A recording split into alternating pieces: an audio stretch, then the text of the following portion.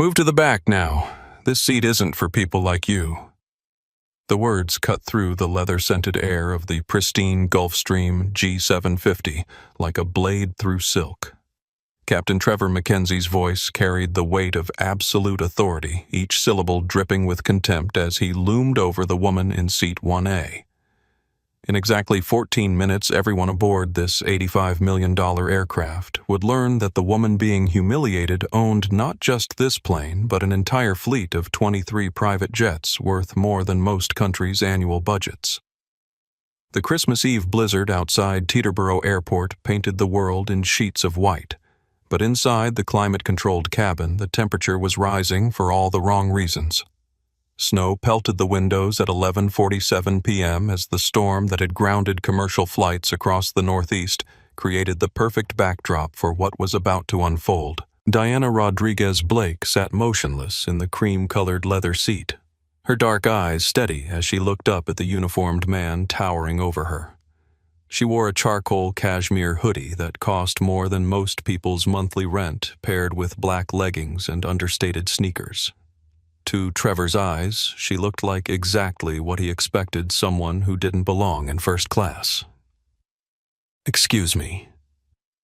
Diana's voice was calm, measured, carrying the kind of quiet strength that comes from years of facing down boardrooms full of men who underestimated her. Trevor's jaw tightened. His silver hair was perfectly groomed, his captain's uniform pressed to perfection, and his 4 gold stripes caught the cabin's ambient lighting. He had been flying for 25 years, long enough to know his place in the hierarchy. Or so he thought. "You heard me?" Trevor said, his voice growing louder. "The paying customers need their space. The crew rest area is in the back past the galley." The cabin fell silent except for the gentle hum of the engines and the whisper of the air conditioning. Outside, the wind howled across the tarmac, but inside, tension stretched like a wire about to snap. Diana adjusted her position slightly, never breaking eye contact. "I have a confirmed reservation, Captain. I'd prefer to remain where I am." "Preference isn't policy," Trevor shot back. He glanced toward the aircraft's entrance, where he could see headlights cutting through the snow. "The Whitfields are arriving. They paid $75,000 for this flight. They expect privacy." What Trevor didn't know was that Diana's smartwatch had just recorded every word. What he couldn't see was the quiet vibration as notifications began flooding her device. What he failed to recognize was that he had just made the most expensive mistake of his career. Diana's fingers found the edge of her tablet, its screen dark but ready. The aircraft's tail number N127DR meant something to her that Trevor couldn't imagine. The letters and numbers weren't just registration marks. They were her initials and her birthday, December 27th. "I understand your concerns," Diana said softly. "But I'm not moving." Trevor's face flushed red. Behind him, movement stirred in the galley as Carmen Santos, the flight attendant, pretended to organize supplies while watching the confrontation unfold. She was new to this route, called in last minute when the regular crew chief caught the flu, but something about this situation felt wrong. The captain leaned closer to Diana, his voice dropping to a threatening whisper. "Look, miss, I don't know how you got on this manifest, but this isn't a bus. This is a private aircraft for serious people. You need to move. Now." Diana's response was barely audible, but it carried the weight of a promise. "You're going to regret this conversation, Captain." Trevor straightened, his laugh sharp and ugly. "Is that a threat?" "It's a prediction."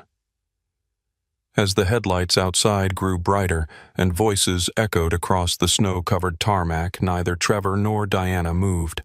The clock on the cabin's entertainment display showed 11:48 p.m. 13 minutes until everything changed. Diana Rodriguez Blake had learned long ago that the world would judge her before she spoke a single word. At 42, she carried herself with the quiet confidence of someone who had built an empire from nothing and survived every attempt to tear it down. Her mixed African-American and Latina heritage had given her striking features, and an early lesson in navigating spaces where she was often the only person who looked like her. Tonight, exhausted from 36 hours of traveling, she looked nothing like the polished CEO who graced magazine covers and commanded boardrooms across 5 continents. 3 days earlier, she had been in Singapore closing a $4.5 billion acquisition of a semiconductor company. The negotiations had stretched through the night, requiring her to switch between English, Spanish, and Mandarin as she maneuvered through the complex deal. When the final signatures were complete, she had caught the first flight to New York for an emergency board meeting about a hostile takeover attempt. Now slumped in Seat 1A of her own aircraft, Diana felt every hour of jet lag in her bones. The hoodie wasn't a fashion choice. It was armor against the world's expectations. The book in her lap, a worn copy of Maya Angelou's poetry, was her attempt to find peace in the chaos of her schedule. Apex Global Industries had grown from Diana's determination to prove wrong every person who had ever told her she didn't belong.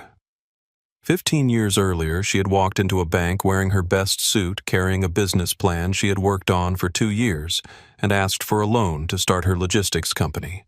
The loan officer, a middle-aged white man with kind eyes and an apologetic smile, had looked at her credit score, her projections, and her passionate presentation, then shaken his head. "You seem very bright," he had said, "but your profile doesn't match our lending criteria for this type of venture. Perhaps you should consider something smaller, more appropriate."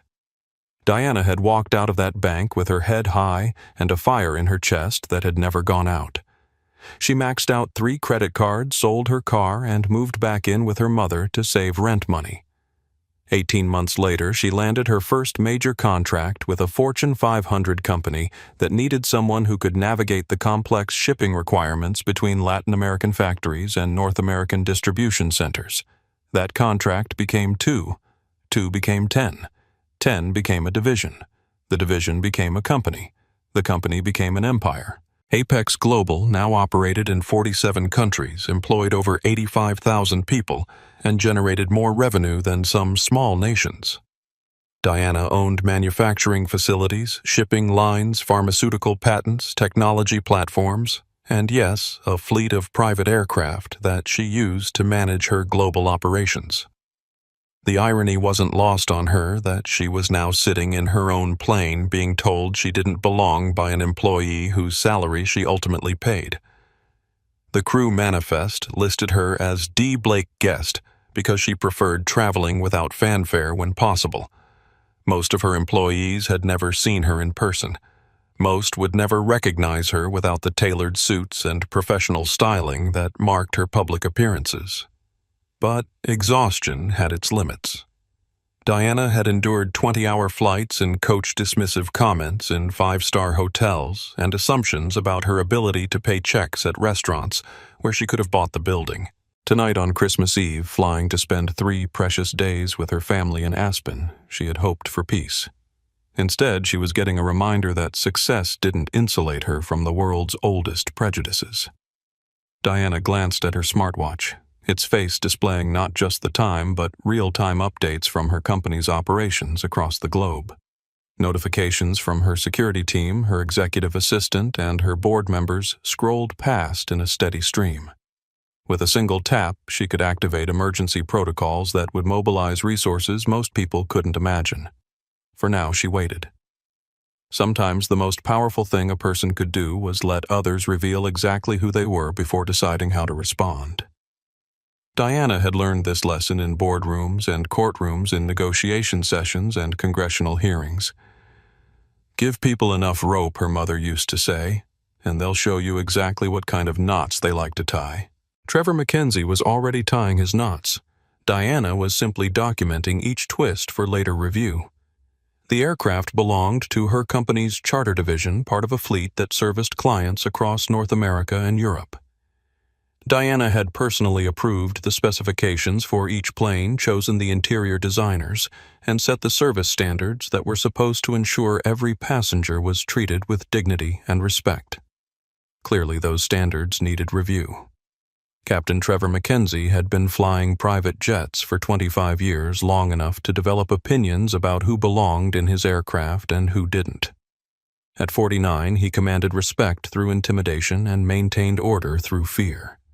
His personnel file locked away in Apex Global's Human Resources Department contained 3 separate discrimination complaints that had been settled quietly with non-disclosure agreements and modest payouts. Trevor had learned to be more careful with his words over the years, but not with his attitudes. He had perfected the art of making undesirable passengers uncomfortable without saying anything legally actionable.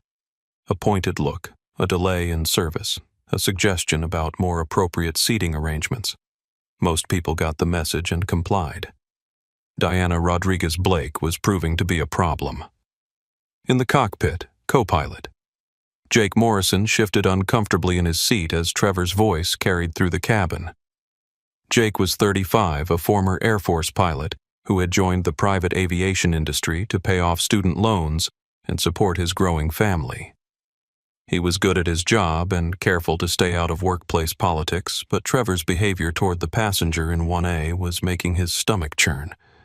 Jake had heard Trevor's comments about passengers before, coded language about appropriate clientele and maintaining standards. Jake had always assumed Trevor was just old-fashioned and particular about protocol.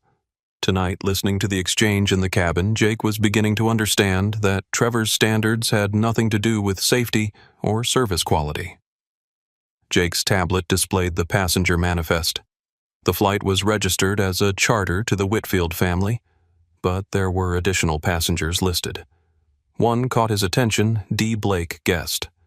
The notation indicated VIP status, but Jake had no additional information about who D. Blake might be or why she warranted special designation.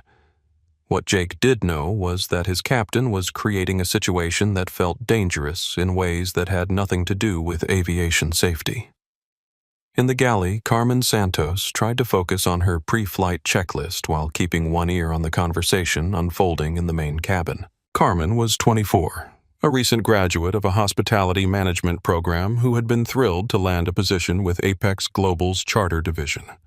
The pay was excellent. The benefits were comprehensive, and the opportunity to work with high-profile clientele seemed like a launching pad for her career. This was only her 3rd flight as primary attendant, and everything was going wrong. Carmen had arrived at the aircraft an hour early to familiarize herself with the specific amenities and passenger preferences. When she reviewed the manifest, she had researched the Whitfield family to ensure she understood their expectations. What she discovered made her nervous. Miranda Whitfield had a reputation for being difficult, demanding, and dismissive of service staff. Online reviews from hotels and restaurants painted a picture of someone who treated workers as barely human. But it was the additional passenger that had caught Carmen's attention. D. Blake listed as a VIP guest with specific accommodation requests that included privacy preferences and dietary restrictions that suggested cultural awareness and sophistication. Carmen had searched company databases for additional information, but found only basic contact details and a note that all interactions should be handled with exceptional discretion. When Diana had boarded an hour earlier, Carmen had recognized her immediately. Not from the company databases, but from magazine covers and news articles. Carmen had done a college research project on successful women entrepreneurs, and Diana Rodriguez Blake had been featured prominently in her presentation. Carmen knew exactly who was sitting in seat 1A, and she knew that Captain Mackenzie was making the mistake of his life. The challenge was what to do about it.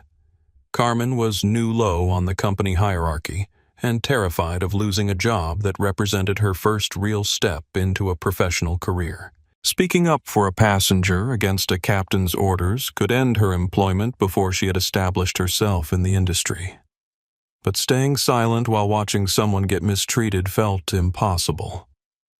Carmen glanced toward the main cabin where Trevor continued to loom over Diana like a storm cloud building pressure. Diana's posture remained relaxed, but Carmen could see the slight tension in her shoulders, the careful way she held her book, the measured breathing that suggested someone working to maintain composure. Outside, headlights swept across the tarmac as a black SUV approached the aircraft. The Whitfield family had arrived, and Carmen knew the situation was about to get much worse. Her phone buzzed with a text message from her supervisor, emergency crew, change for morning shift. Need to know if you can extend to cover return flight tomorrow. Extra pay authorized. Carmen typed back quickly. Will confirm after current departure. Monitoring developing situation. What she wanted to type was, send backup. Captain is creating legal liability. What she actually sent was professional confirmation that revealed nothing about the storm building inside the aircraft. Through the galley window, Carmen watched two figures exit the SUV. Even through the snow and darkness, Miranda Whitfield's dramatic gestures were visible as she complained about the weather, the delay, and the inconvenience of traveling on Christmas Eve.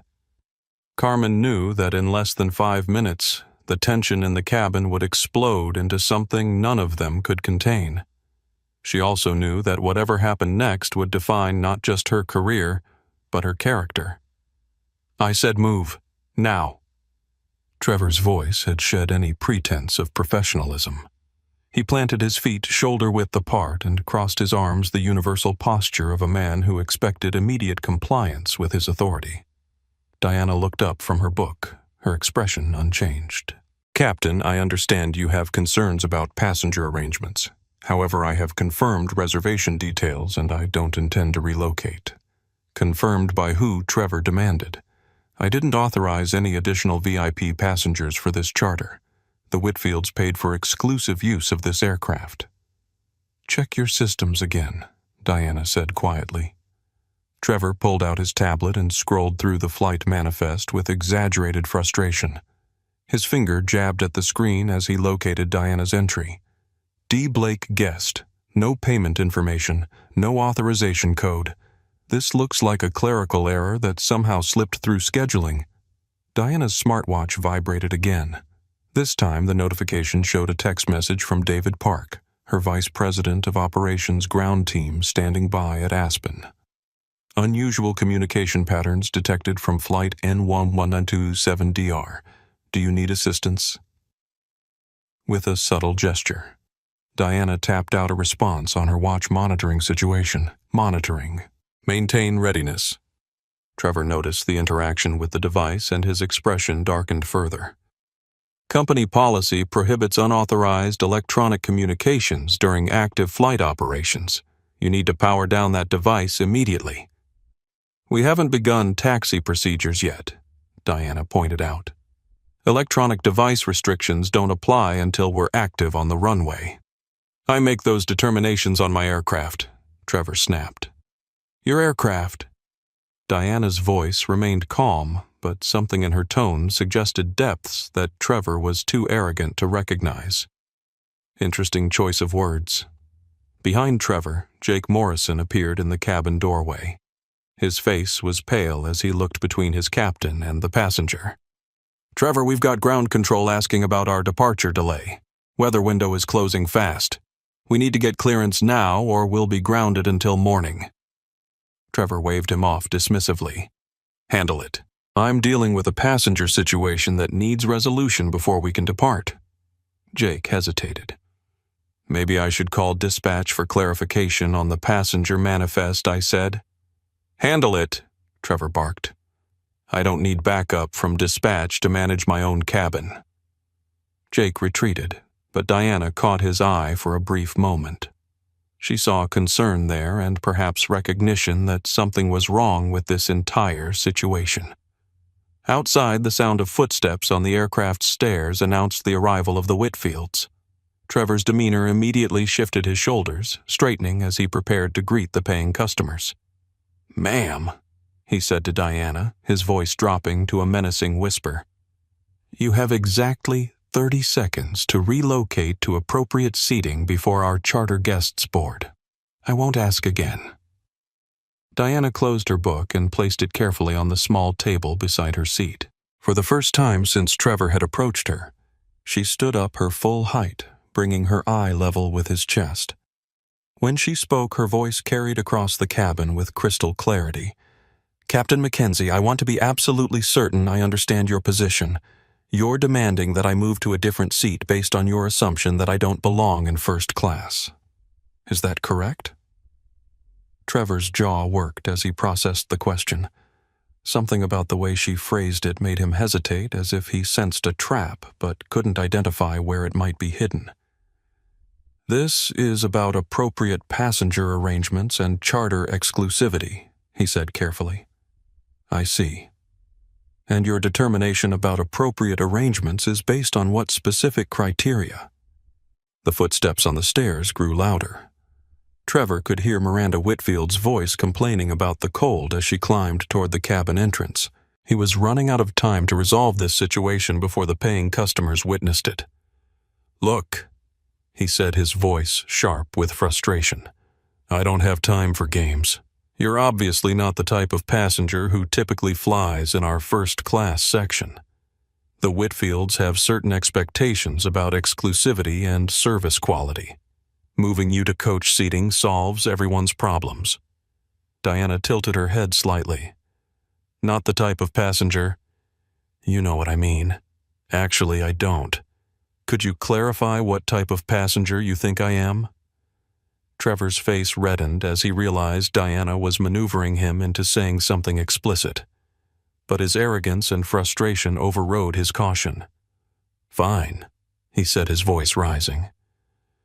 People like you are used to different service standards. You'll be more comfortable in the back with appropriate accommodations.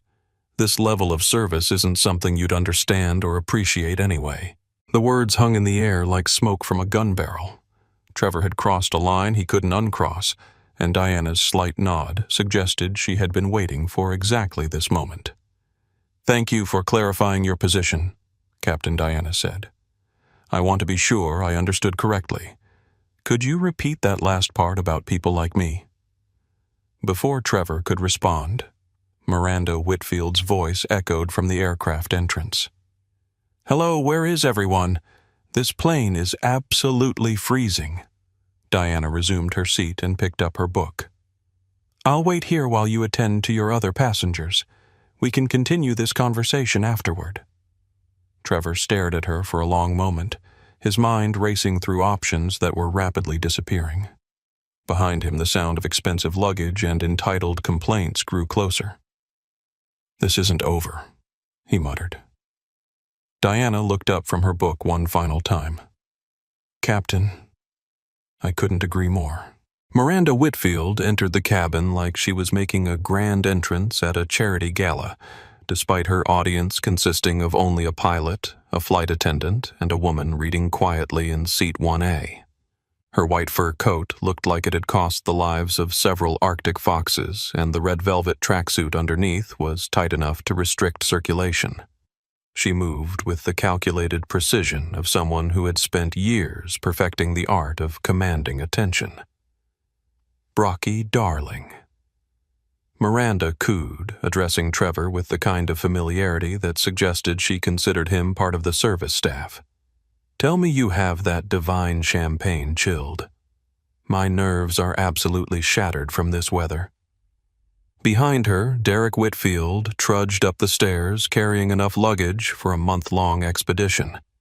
He was an investment banker from Connecticut, perpetually tired from managing Miranda's endless demands and social climbing ambitions. At 31, Derek looked older, worn down by his fiancée's energy and his own mounting financial pressures. The $75,000 charter represented a significant stretch of his resources, but Miranda had insisted that flying commercial on Christmas Eve was beneath their status. Trevor's entire demeanor transformed as he greeted the paying customers. Gone was the aggressive authority he had displayed with Diana. In its place appeared the smooth professionalism of a service provider working for a generous tip.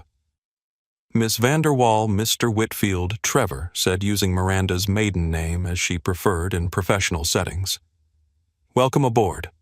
We're ready for immediate departure once we complete our final passenger arrangements.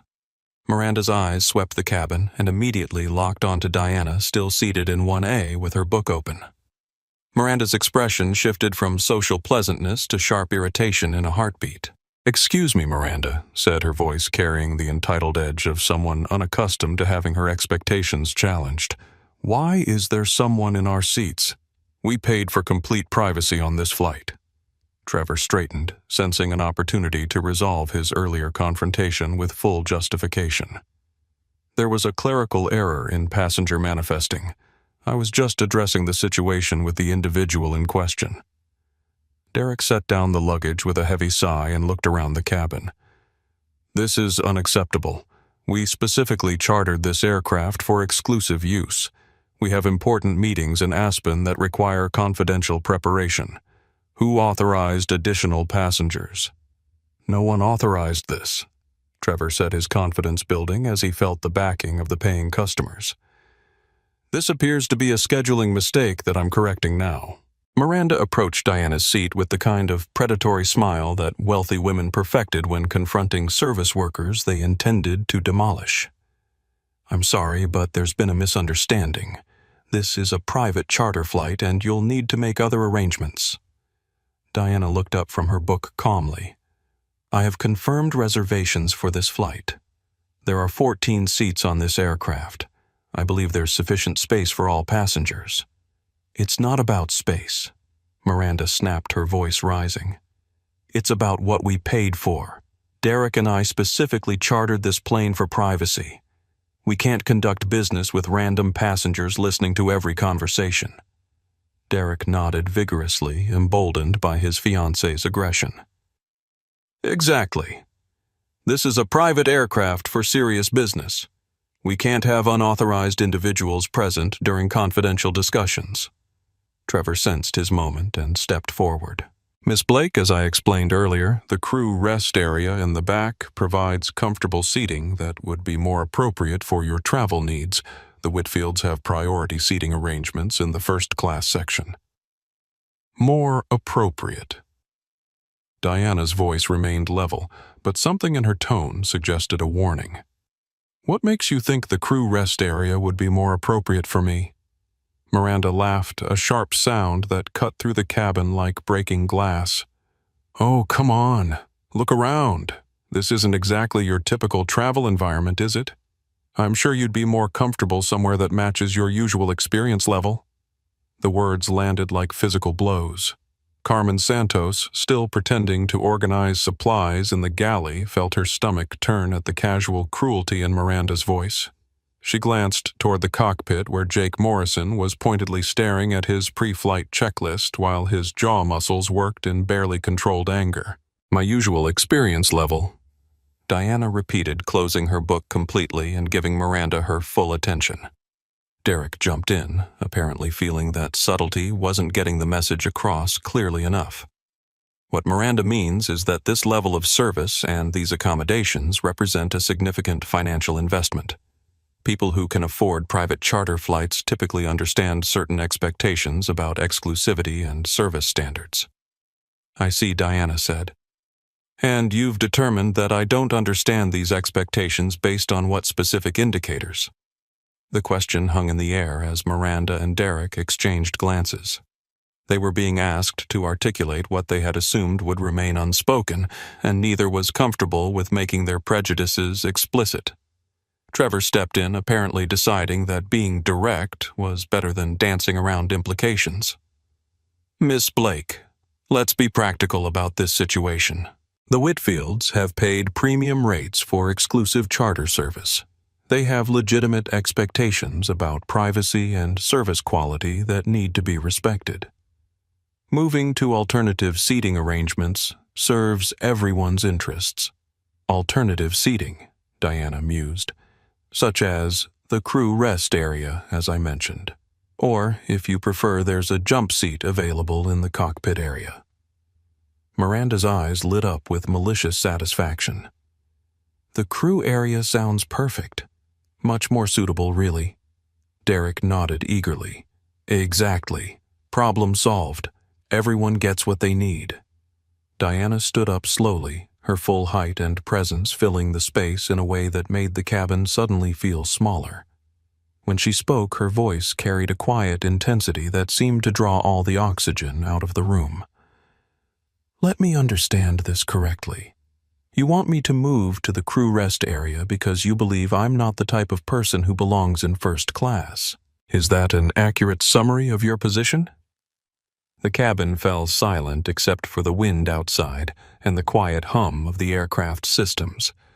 Carmen found herself holding her breath as she watched the confrontation unfold. Jake Morrison appeared in the cockpit doorway, his face grim as he took in the scene.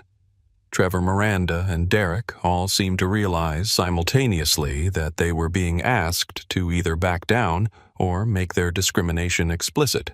The moment stretched like a wire under tension ready to snap in either direction.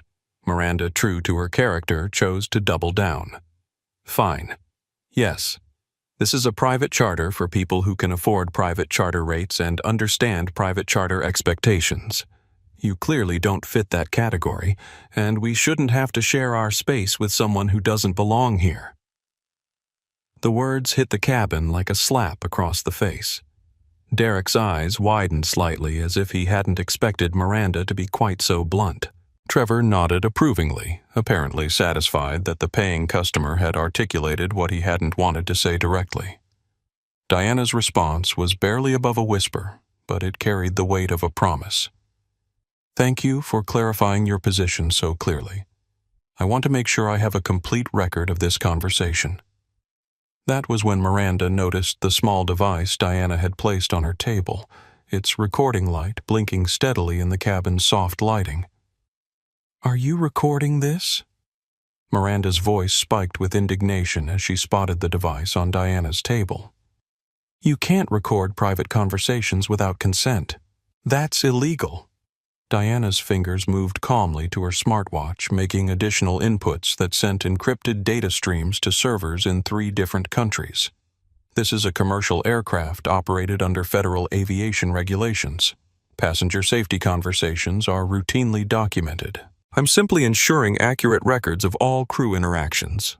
Trevor stepped forward aggressively, his face darkening with anger. Company policy strictly prohibits unauthorized recording of crew operations. You need to turn that off immediately and surrender the device for security screening. Actually, Jake Morrison's voice cut across the cabin from the cockpit doorway, FAA regulations 135.12 through 135.1. Specifically, allow passenger documentation of crew interactions related to safety and service complaints. She's within her rights to record.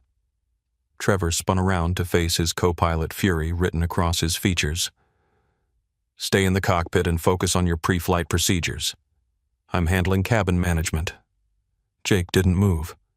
Captain, I need to advise you that we have regulatory obligations regarding passenger treatment that supersede charter exclusivity agreements. Get back to your station, Trevor barked. Now! As Jake reluctantly retreated, Derek pulled out his phone and pointed it toward Diana. Fine. If she can record, so can I. I want documentation that this passenger is disrupting our chartered flight and refusing to comply with crew instructions. Carmen Santos watched the situation spiral out of control as phones and recording devices multiplied throughout the cabin. She knew that in her training they had covered de-escalation techniques for passenger conflicts, but nothing in her coursework had prepared her for this level of hostility and open discrimination. Miranda moved closer to Diana's seat, her voice rising with each word. I don't care what recording rights you think you have. This is our plane for the next 3 hours and we paid for privacy. You're going to move to the back, or we're going to have you removed from the aircraft entirely. Your plane. Diana's eyebrows rose slightly. Interesting claim. What specific ownership documentation do you have for this aircraft? Derek jumped in, apparently feeling that establishing dominance required displays of financial superiority. We paid $75,000 for this charter.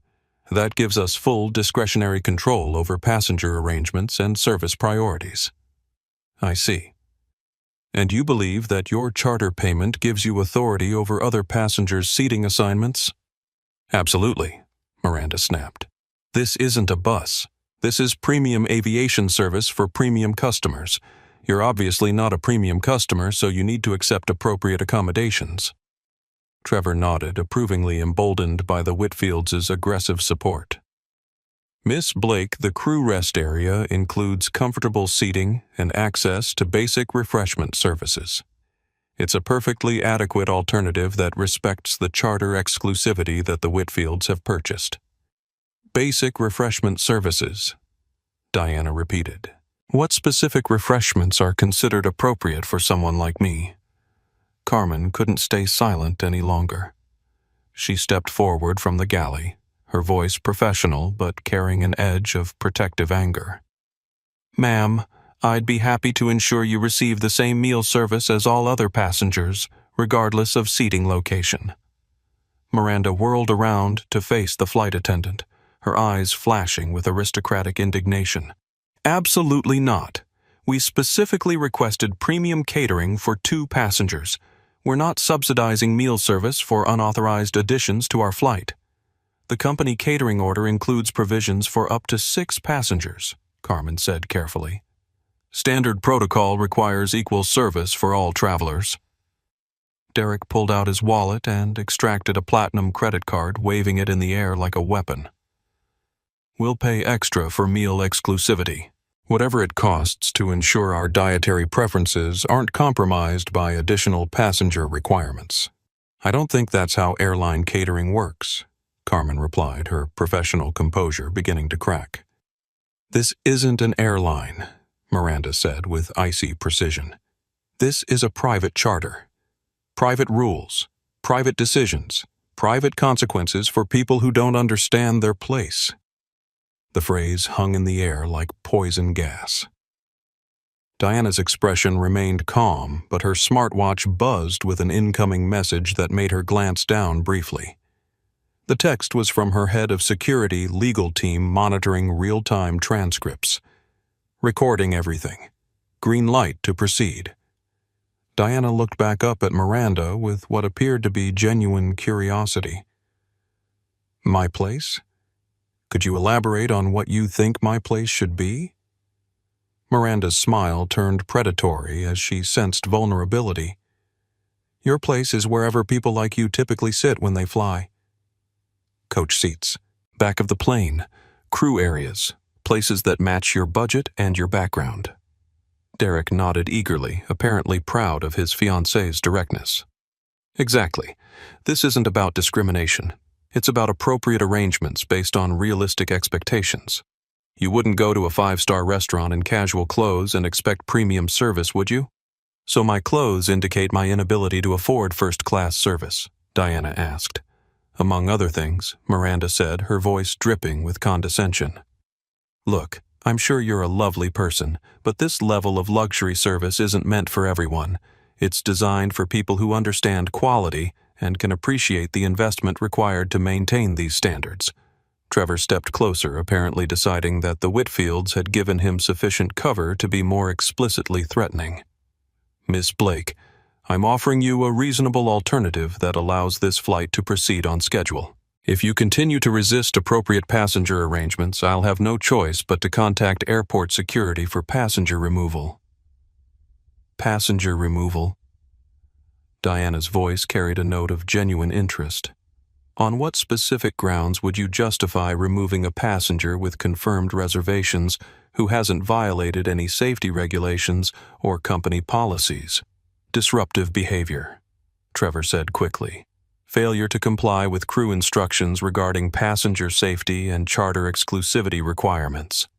Carmen Santos felt her training kick in as she recognized the legal implications of what Trevor was threatening.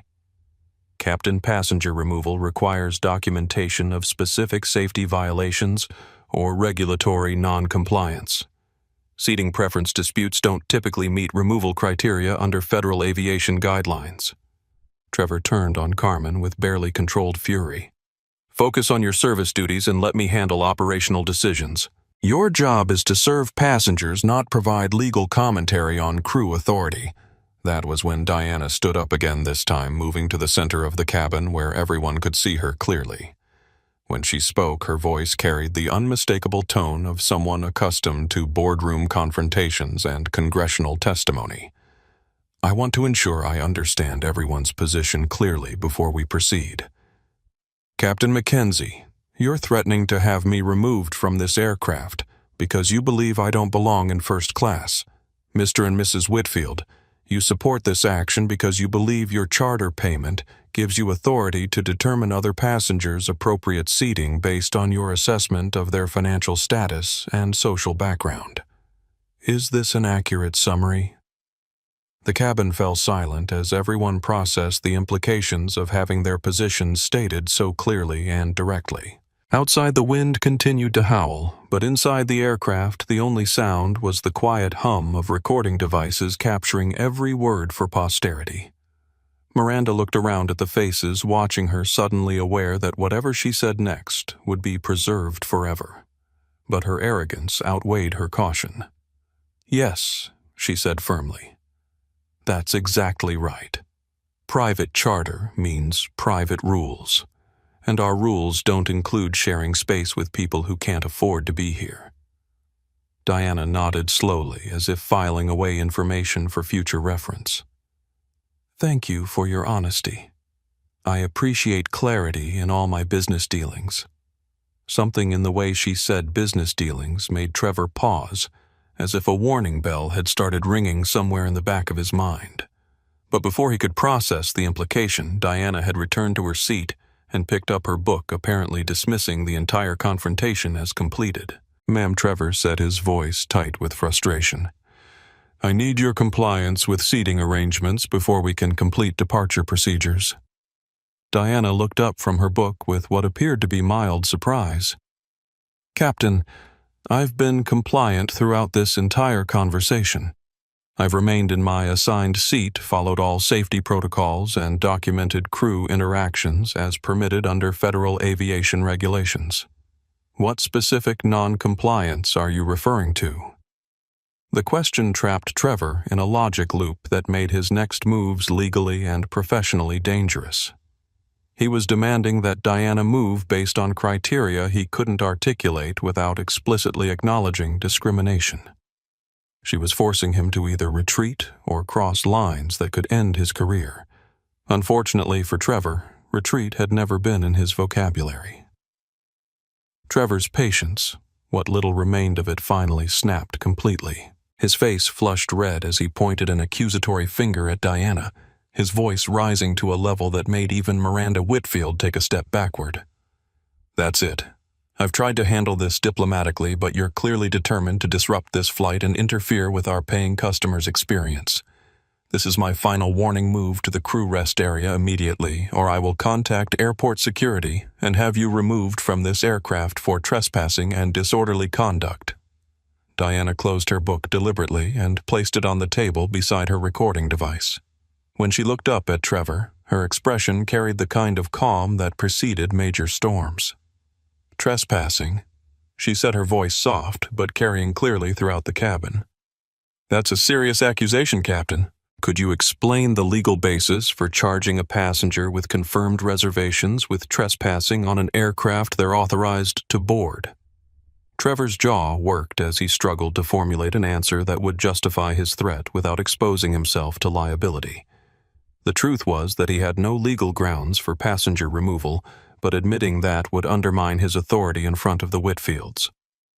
"Disorderly conduct," he said finally. "Failure to comply with crew instructions regarding passenger safety and operational requirements. I have full discretionary authority over passenger arrangements on this aircraft." Jake Morrison's voice crackled through the intercom from the cockpit. "Captain, we need to discuss departure procedures. Weather window is closing rapidly." "Handle it," Trevor snapped without taking his eyes off Diana. "I'm dealing with a passenger compliance issue that needs immediate resolution." Miranda Whitfield moved closer to Trevor, her voice carrying the tone of someone accustomed to having service workers jump when she spoke. "Captain, call the police. She's clearly trying to scam her way onto our private flight, and she's being disruptive and possibly dangerous." "Dangerous?" Diana's eyebrows rose slightly. "Could you elaborate on what specific dangerous behavior I've exhibited?" Derek Whitfield pulled out his platinum credit card again, apparently believing that financial displays would solve any problem. "We'll pay extra for immediate passenger removal. whatever it costs to get this person off our plane and ensure our privacy." "Your plane?" Diana repeated the same question she had asked earlier, but with slightly more emphasis this time. Trevor sensed support from the paying customers and decided to escalate to his final threat. He moved closer to Diana's seat, looming over her in a way that was clearly intended to be physically intimidating. "Miss Blake, I'm calling airport security right now. You have 60 seconds to collect your belongings and move to the crew area, or you'll be forcibly removed from this aircraft and charged with federal aviation violations." He pulled out his phone with theatrical flourish, his thumb hovering over the contact for airport security. "Your choice. Comply voluntarily or face criminal charges for interference with commercial aviation operations." Carmen Santos felt her heart racing as she watched the confrontation reach its breaking point. Everything in her training told her that Trevor was making threats he couldn't legally support, but she was too junior and too new to challenge a captain's authority directly. Instead, she moved quietly to her station and began documenting the incident through her own company reporting channels. Diana looked around the cabin at the faces staring down at her. Trevor, red-faced and aggressive, phone in hand. Miranda practically vibrating with malicious satisfaction at the prospect of seeing Diana humiliated. Derek nodding approvingly as if passenger removal was a reasonable business expense. Even Jake Morrison was visible in the cockpit doorway, his face grim, but his position too precarious to intervene directly. When Diana spoke, her voice carried across the cabin with perfect clarity and control. "Captain Mackenzie, before you make that call, I want to give you one final opportunity to reconsider your position. Are you absolutely certain you want to proceed with threatening criminal charges against a passenger who has violated no regulations, broken no laws, and complied with all legitimate crew instructions?" Trevor's thumb moved closer to his phone screen. "I'm certain. You've been given multiple opportunities to resolve this situation peacefully. Your continued defiance of crew authority constitutes grounds for immediate removal." "Defiance of crew authority," Diana repeated slowly as if testing the words for accuracy. "Interesting interpretation. What specific crew authority am I defying?" "My authority as captain of this aircraft to ensure passenger safety and operational security through appropriate seating arrangements." "And your determination that I require different seating arrangements is based on what safety considerations?" Trevor's face grew redder as he realized Diana was methodically dismantling his justifications in front of witnesses. But he was too committed to his course of action to retreat now. "Based on my professional assessment of passenger compatibility, charter exclusivity requirements, and operational efficiency standards," he said, the words tumbling out in a rush of bureaucratic language designed to obscure rather than clarify. Miranda clapped her hands together with delight. "Perfect. Call security now. This whole situation has gone on far too long." Derek nodded vigorously. "Absolutely. We're paying customers, and we shouldn't have to tolerate this level of disruption to our chartered flight experience." Diana stood up one final time, her full height and presence commanding the cabin's attention. When she spoke, her voice carried the unmistakable tone of someone delivering an ultimatum. "Captain Mackenzie, Mr. and Mrs. Whitfield, I want to ensure we all understand the situation completely before any irreversible actions are taken. You are threatening to have me arrested and removed from this aircraft because you believe I don't belong in first-class seating. This decision is based on your assessment of my appearance, your assumptions about my financial status, and your judgment about my social appropriateness for private aviation services. Is this a complete and accurate summary of your position?" The cabin fell silent except for the wind outside and the quiet hum of recording devices capturing every word. Trevor, Miranda, and Derek all seemed to sense that they were being asked to commit to a position that might have consequences they hadn't fully considered. But arrogance and entitlement have their own momentum, and all three had passed the point where retreat was possible. Trevor straightened to his full height, phone in hand. "Yes, that's exactly right. This is my aircraft. These are my operational decisions, and you're going to comply with my instructions or face the consequences." Miranda smiled triumphantly. Finally, someone with authority who understands appropriate standards. Derek nodded approvingly. Exactly what we paid for. Professional crew management and passenger control. Diana's response was barely above a whisper, but it carried the weight of a judge pronouncing a sentence. "Thank you all for making your positions so clear. I wanted to give you every opportunity to reconsider before we reached this point. Since you've all chosen to proceed, let's see how this conversation looks in federal court." That was when Trevor realized that Diana's smartwatch hadn't just been recording audio.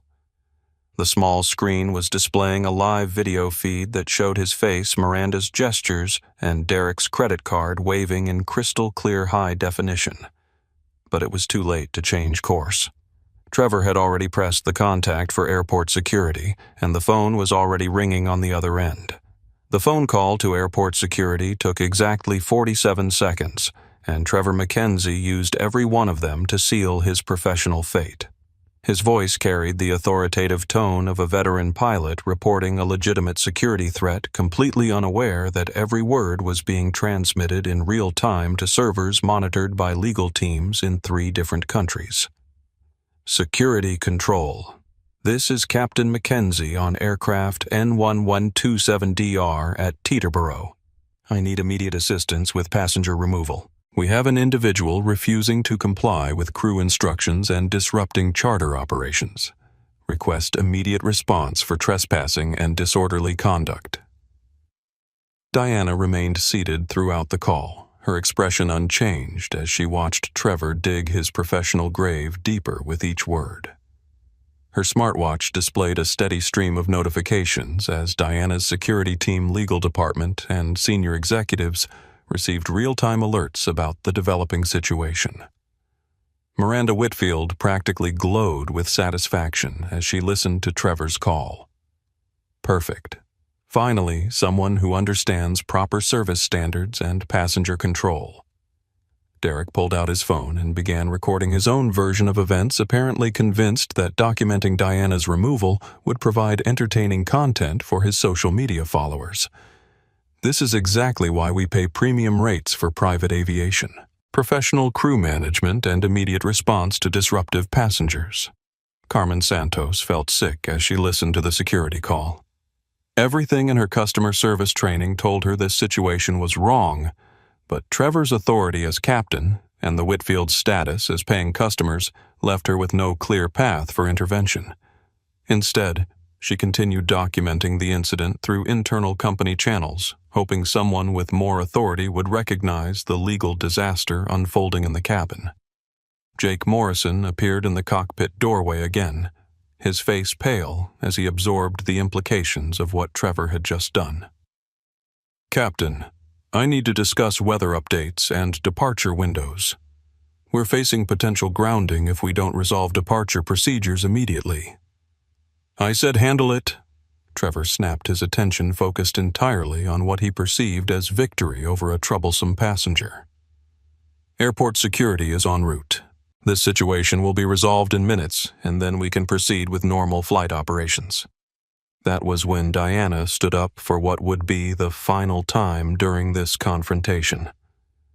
When she spoke, her voice carried across the cabin with the kind of quiet authority that made everyone present stop what they were doing and pay attention.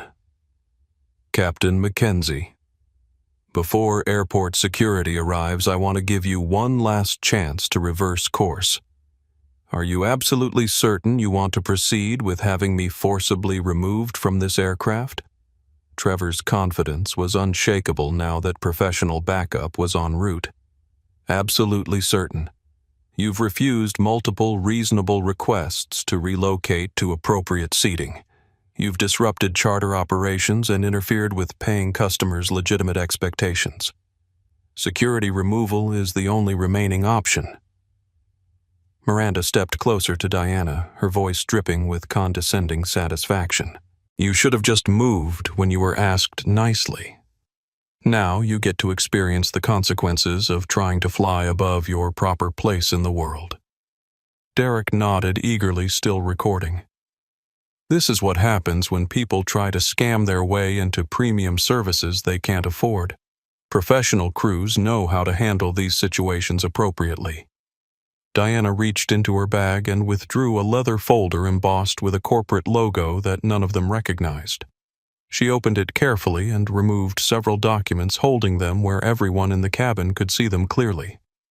"Before security arrives," she said quietly, "I think it's important that everyone understand exactly who is being removed from this aircraft and on what grounds." Trevor glanced at the documents dismissively. "Whatever paperwork you think you have doesn't change the fact that you're disrupting charter operations and refusing to comply with crew instructions." Diana held up the first document. "This is my Federal Aviation Administration identification card, which authorizes me to access any aircraft registered under Apex Global Industries operating certificate." Trevor's confidence flickered slightly, but he pressed forward. "Apex Global has thousands of employees. Having company credentials doesn't give you automatic access to chartered aircraft or override paying customers' exclusivity arrangements." Diana held up the second document. "This is the aircraft registration for tail number N11127DR, which shows the legal owner of this specific plane." Miranda laughed sharply. "So what? You work for the company that owns the plane.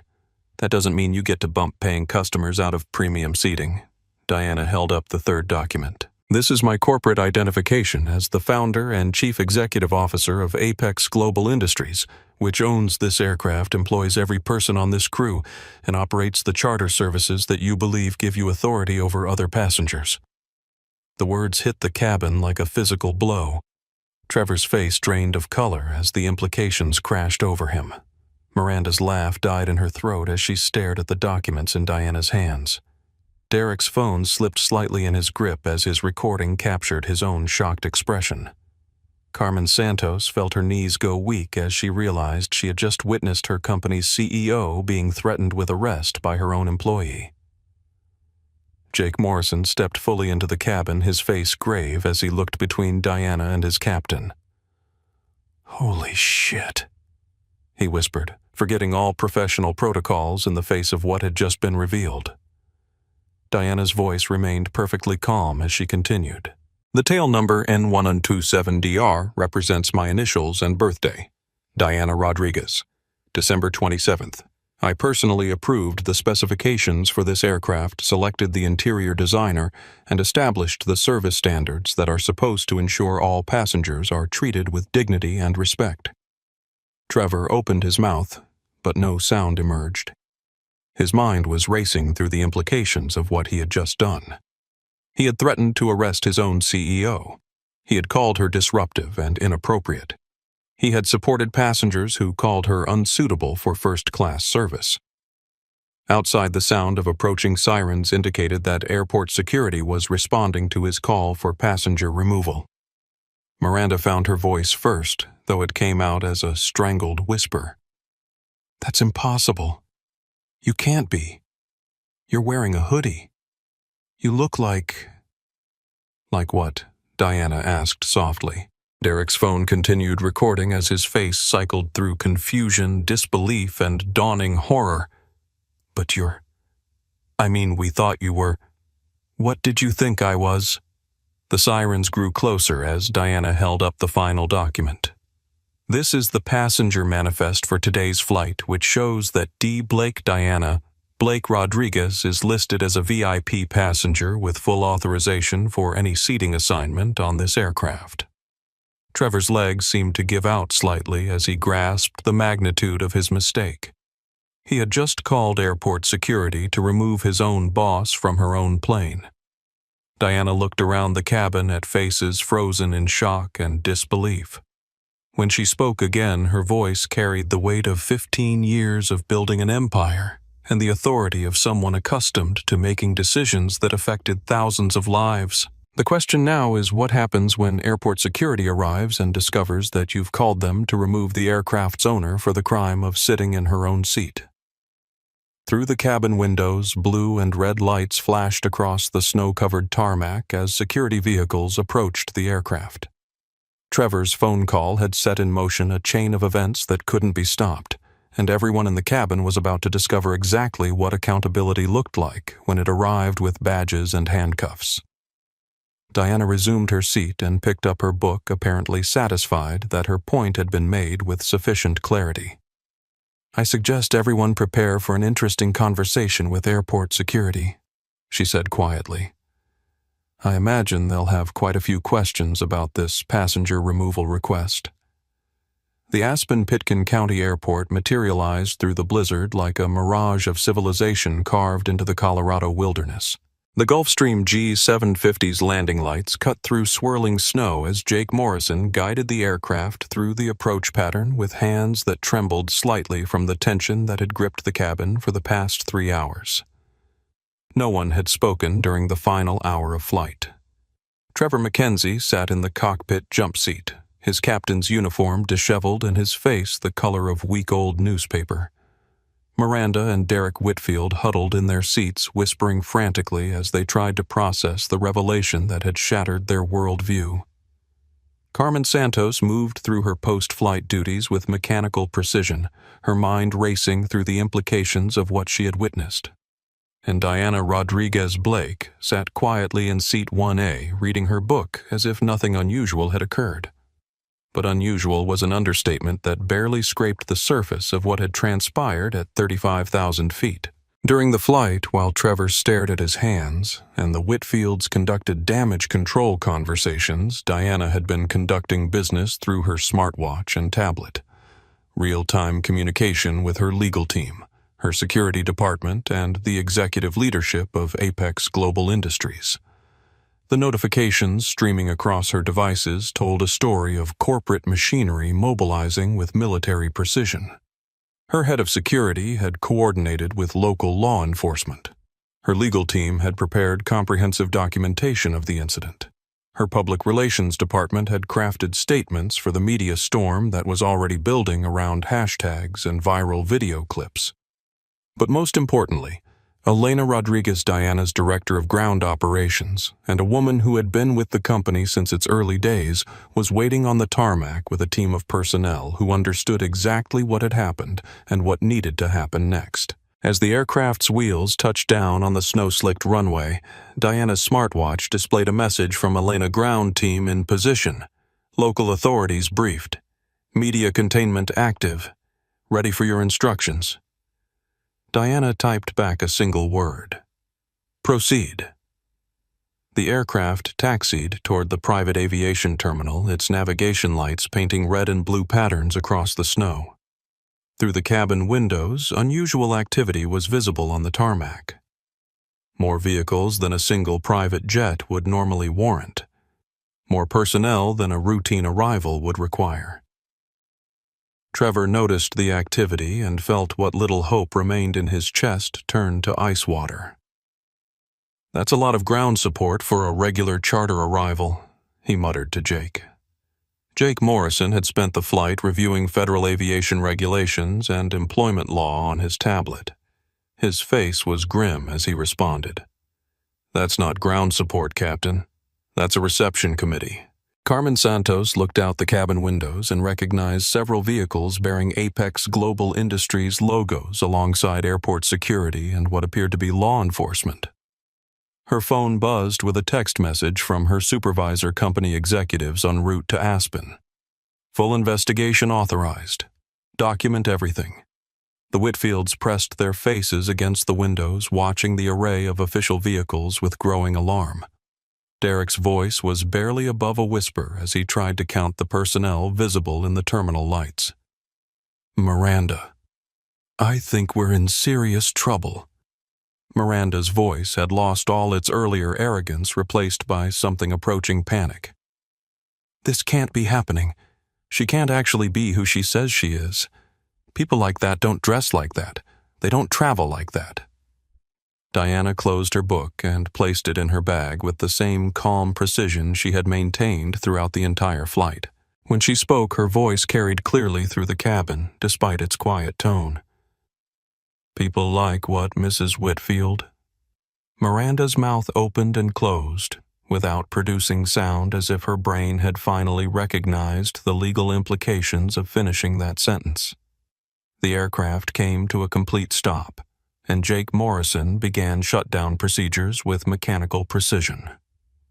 Outside ground personnel moved into position around the plane, but this wasn't the usual service crew preparing for passenger departure. These were individuals with badges, documentation, and the kind of purposeful movement that indicated official business. Trevor unbuckled his harness with hands that shook slightly.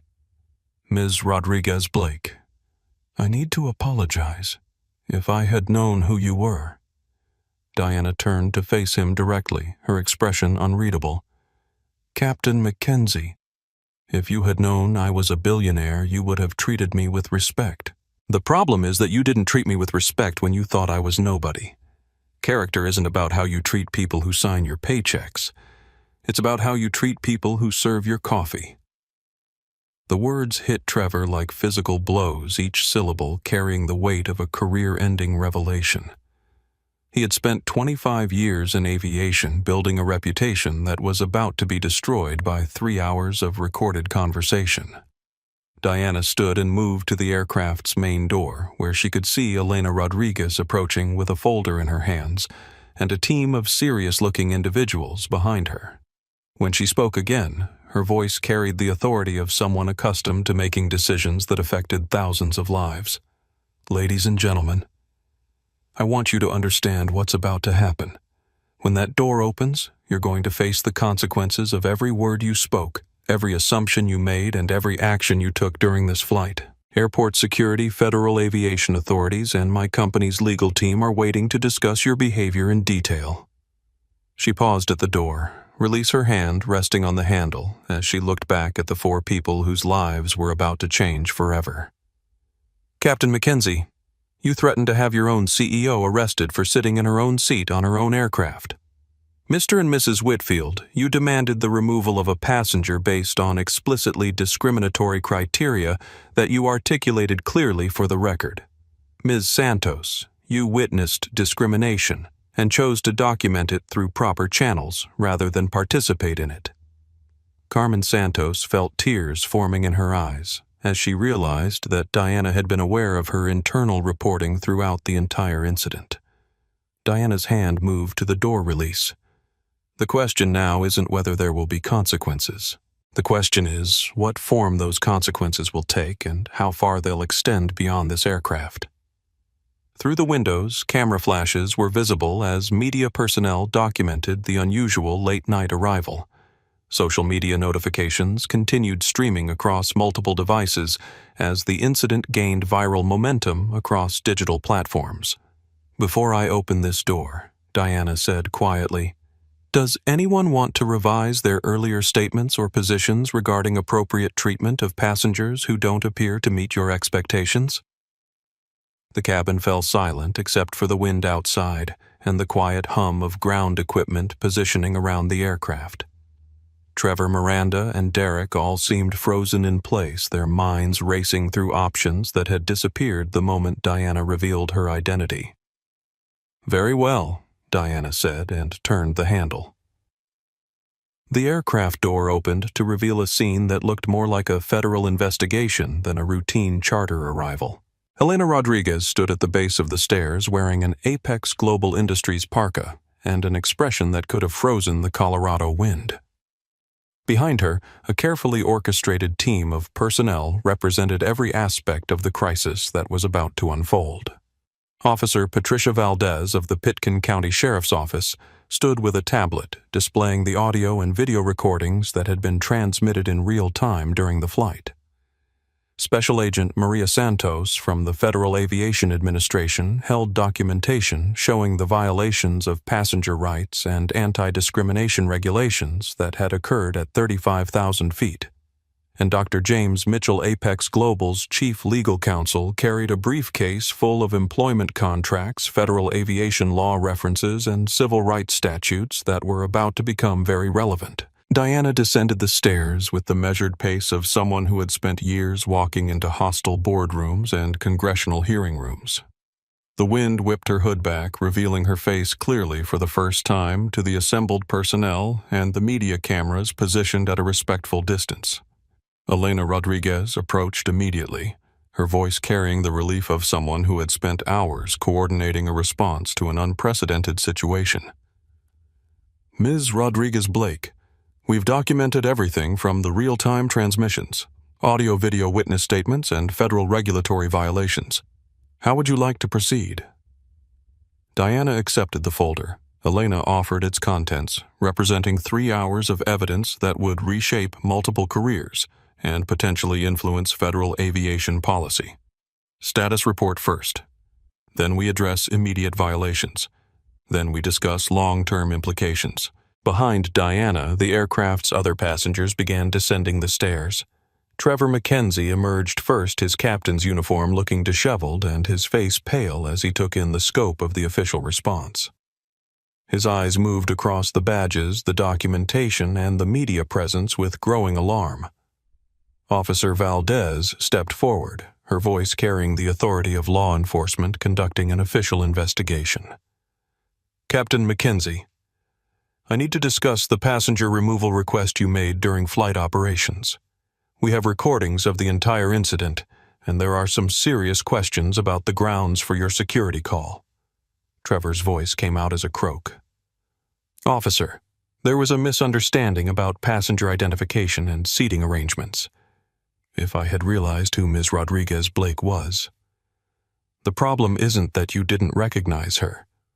Special Agent Santos interrupted, holding up her tablet displaying federal aviation regulations. "The problem is that you threatened passenger removal based on discriminatory criteria that violate federal anti-discrimination statutes. Your recognition of her identity doesn't change the nature of your actions." Miranda and Derek Whitfield reached the bottom of the stairs, clinging to each other like survivors of a shipwreck. Their earlier arrogance had been replaced by visible panic as they absorbed the official response to their behavior. Derek's phone, which had recorded so much of their discriminatory commentary, now felt like evidence in his hands. Dr. Mitchell stepped forward, his legal training evident in the precise way he articulated the situation. "Mr. and Mrs. Whitfield, we need to discuss the statements you made regarding passenger exclusion and service discrimination. These statements were made in the presence of witnesses and have been documented in multiple formats that constitute legal evidence." Miranda found her voice, though it came out as a desperate whisper. "We were just trying to ensure our privacy. We paid for exclusive charter service. We didn't know she was—" "You didn't know she was the CEO of the company," Elena Rodriguez said, her voice cutting through Miranda's explanation. "But that's not the legal issue here. The legal issue is that you demanded passenger removal based on explicitly discriminatory criteria that you articulated clearly and repeatedly." Derek pulled out his platinum credit card again, apparently believing that financial solutions might still be available. "Look, we're willing to pay for any misunderstanding. Additional fees, compensation, whatever it takes to resolve this situation appropriately." Dr. Mitchell's expression suggested that Derek had just made the situation significantly worse. "Mr. Whitfield, you're offering financial compensation for discriminatory treatment of passengers on a federally regulated aircraft.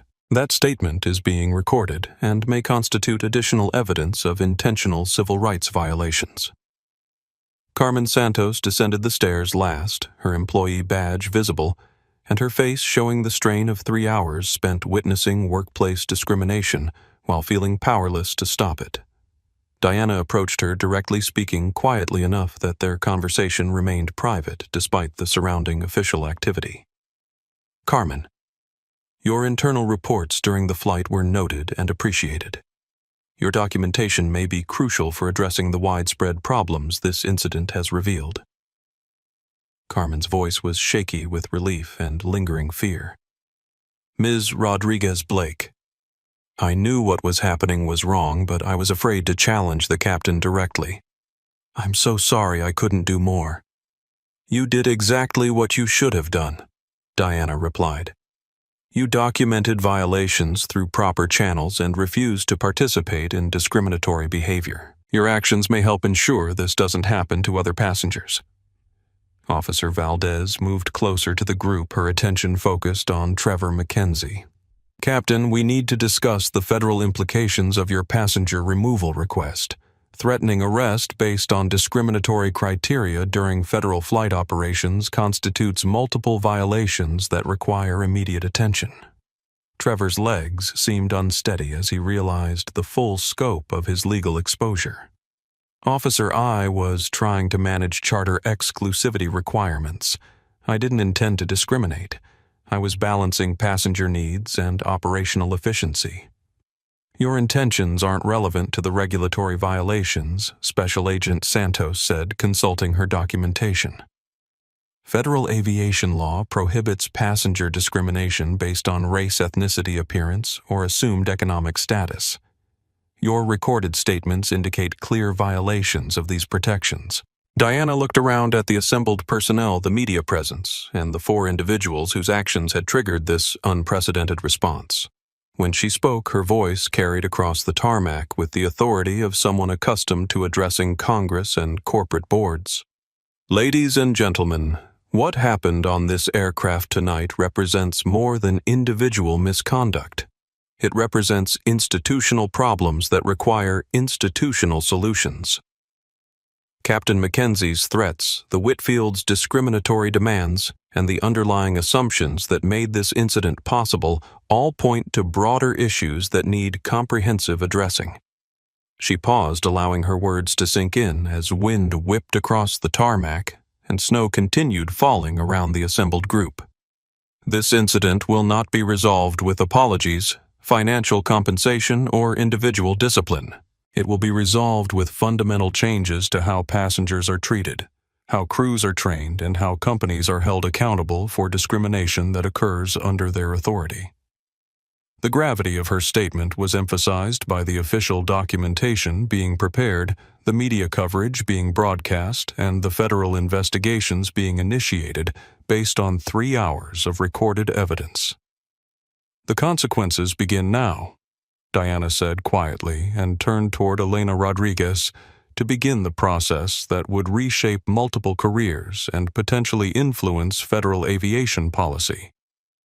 Elena Rodriguez had spent 15 years working with Diana Rodriguez Blake from the early days when Apex Global operated out of a converted warehouse to the current reality of managing a multi-billion-dollar empire. She had seen Diana navigate hostile takeovers, congressional hearings, and international trade disputes with the same calm precision that had characterized her behavior during the flight.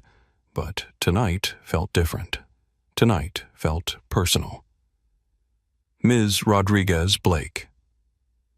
Elena said, opening her folder to reveal meticulously organized documentation. We've prepared comprehensive responses to every aspect of this incident. Federal Aviation Administration violations, civil rights law breaches, employment contract defaults, and media strategy coordination. Where would you like to begin? Diana glanced toward the media personnel maintaining their respectful distance, their cameras capturing the unprecedented scene of a major corporation's CEO conducting business on a snowy tarmac at midnight on Christmas Eve. The story was already spreading across social media platforms, and her public relations team had identified hashtags gaining viral momentum, #PrivateJetJustice, #DianaBlake, and #ApexAccountability. Begin with immediate employment actions, Diana said. Captain Mackenzie's contract, the Whitfield's service agreements, and documentation of tonight's violations for federal review.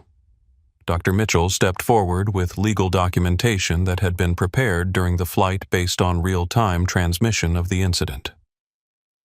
Captain Mackenzie, your employment contract with Apex Global Industries includes specific clauses regarding passenger treatment, anti-discrimination compliance, and professional conduct standards. Your actions tonight constitute material breach of contract in multiple categories. Trevor Mackenzie's face went gray as he realized that his career wasn't just threatened, it was already over. Dr. Mitchell, I need to explain the context of what happened. There were operational pressures and charter exclusivity requirements that complicated the passenger arrangement situation. Captain Diana's voice cut through his explanation with surgical precision. Let me be absolutely clear about what's happening. You threatened to have your own CEO arrested for the crime of being black and sitting in first class. There is no operational context that justifies that behavior. Officer Valdez consulted her documentation, which included transcripts of Trevor's recorded statements. Captain Mackenzie, your security call requested passenger removal for trespassing and disorderly conduct. The recordings show no evidence of disorderly conduct and clear evidence that the passenger had confirmed reservations. Your removal request appears to have been based solely on discriminatory criteria. Special Agent Santos stepped closer, her federal badge catching the light from the aircraft's windows. Captain, Federal Aviation regulations specifically prohibit passenger discrimination based on race, ethnicity, appearance, or assumed economic status. Your recorded statements indicate willful violation of these protections during federal flight operations. Trevor's voice cracked as the reality of federal charges began to sink in. Agent Santos, I need to clarify that my passenger arrangement requests were based on charter exclusivity agreements and operational efficiency considerations, not on any discriminatory factors. Captain Dr. Mitchell said, consulting his legal documentation, we have audio and video recordings of you stating that Ms. Rodriguez-Blake was not the type of passenger who typically flies in first class, and that she would be more comfortable in crew seating areas. These statements constitute explicit evidence of discriminatory reasoning. Diana turned her attention to Miranda and Derek Whitfield, who were huddled together near the aircraft stairs looking like they were attending their own funeral. Mr. and Mrs. Whitfield, your charter agreement with Apex Global Industries includes clauses regarding passenger behavior and compliance with federal anti-discrimination laws. Your statements tonight constitute material breach of those agreements. Miranda found her voice, though it came out as a desperate whisper. Ms. Rodriguez-Blake, we had no idea who you were. If we had known you were the CEO, we never would have. Exactly the problem, Diana interrupted. You treated me badly because you thought you could get away with it. Character isn't about how you behave when people are watching. It's about how you behave when you think no one important is paying attention. Derek pulled out his phone, apparently hoping to delete the recordings he had made during the flight. Dr. Mitchell noticed the action immediately. Mr. Whitfield, that device contains evidence related to federal civil rights violations. Tampering with or destroying that evidence would constitute additional federal charges. Derek's hand froze as he realized that his own recordings had become evidence against him. Dr. Mitchell, those recordings were made for personal documentation purposes. I wasn't trying to create evidence of anything inappropriate. Unfortunately, Special Agent Santos said your recordings captured explicit statements demanding passenger removal based on discriminatory criteria. Those recordings are now federal evidence, regardless of their intended purpose. Elena Rodriguez approached Diana with additional documentation, her voice carrying the efficiency of someone managing a complex crisis in real time. Ms. Rodriguez-Blake, media inquiries are flooding in from major news networks. The story is trending nationally on social media platforms. How would you like to handle public communications? Diana looked around at the assembled personnel, the official investigation taking place, and the historical significance of what was happening. Issue a statement that Apex Global Industries has zero tolerance for discrimination in any form, and that tonight's incident demonstrates our commitment to accountability at every level of our organization. She paused, considering the broader implications of the moment. Also announce that we're launching a comprehensive review of passenger treatment protocols across our entire aviation division and implementing new training programs to ensure this never happens again. Carmen Santos approached hesitantly, her employee badge identifying her clearly to the assembled personnel. Ms. Rodriguez-Blake, I want to apologize for not speaking up more forcefully during the incident. I knew what was happening was wrong, but I was afraid of losing my job. Diana's expression softened as she addressed the young woman who had shown integrity under pressure. Carmen, You handled the situation exactly as you should have. You documented violations through proper channels and refused to participate in discriminatory behavior. Your actions tonight demonstrate the kind of character we need throughout our organization." Officer Valdez stepped forward with official documentation, her voice carrying the weight of law enforcement conducting a federal investigation. "Ms. Rodriguez-Blake, we need to discuss the formal complaint process for the violations that occurred during federal flight operations. The evidence we've collected indicates multiple criminal and civil violations that require federal prosecution." Diana nodded slowly, understanding that the consequences of tonight's incident would extend far beyond individual discipline or corporate policy changes. "Officer Valdez, I want full prosecution under federal law for all applicable violations. This incident represents more than personal misconduct. It represents institutional problems that require institutional accountability." The wind across the tarmac carried the sound of approaching vehicles as additional personnel arrived to document the unprecedented situation.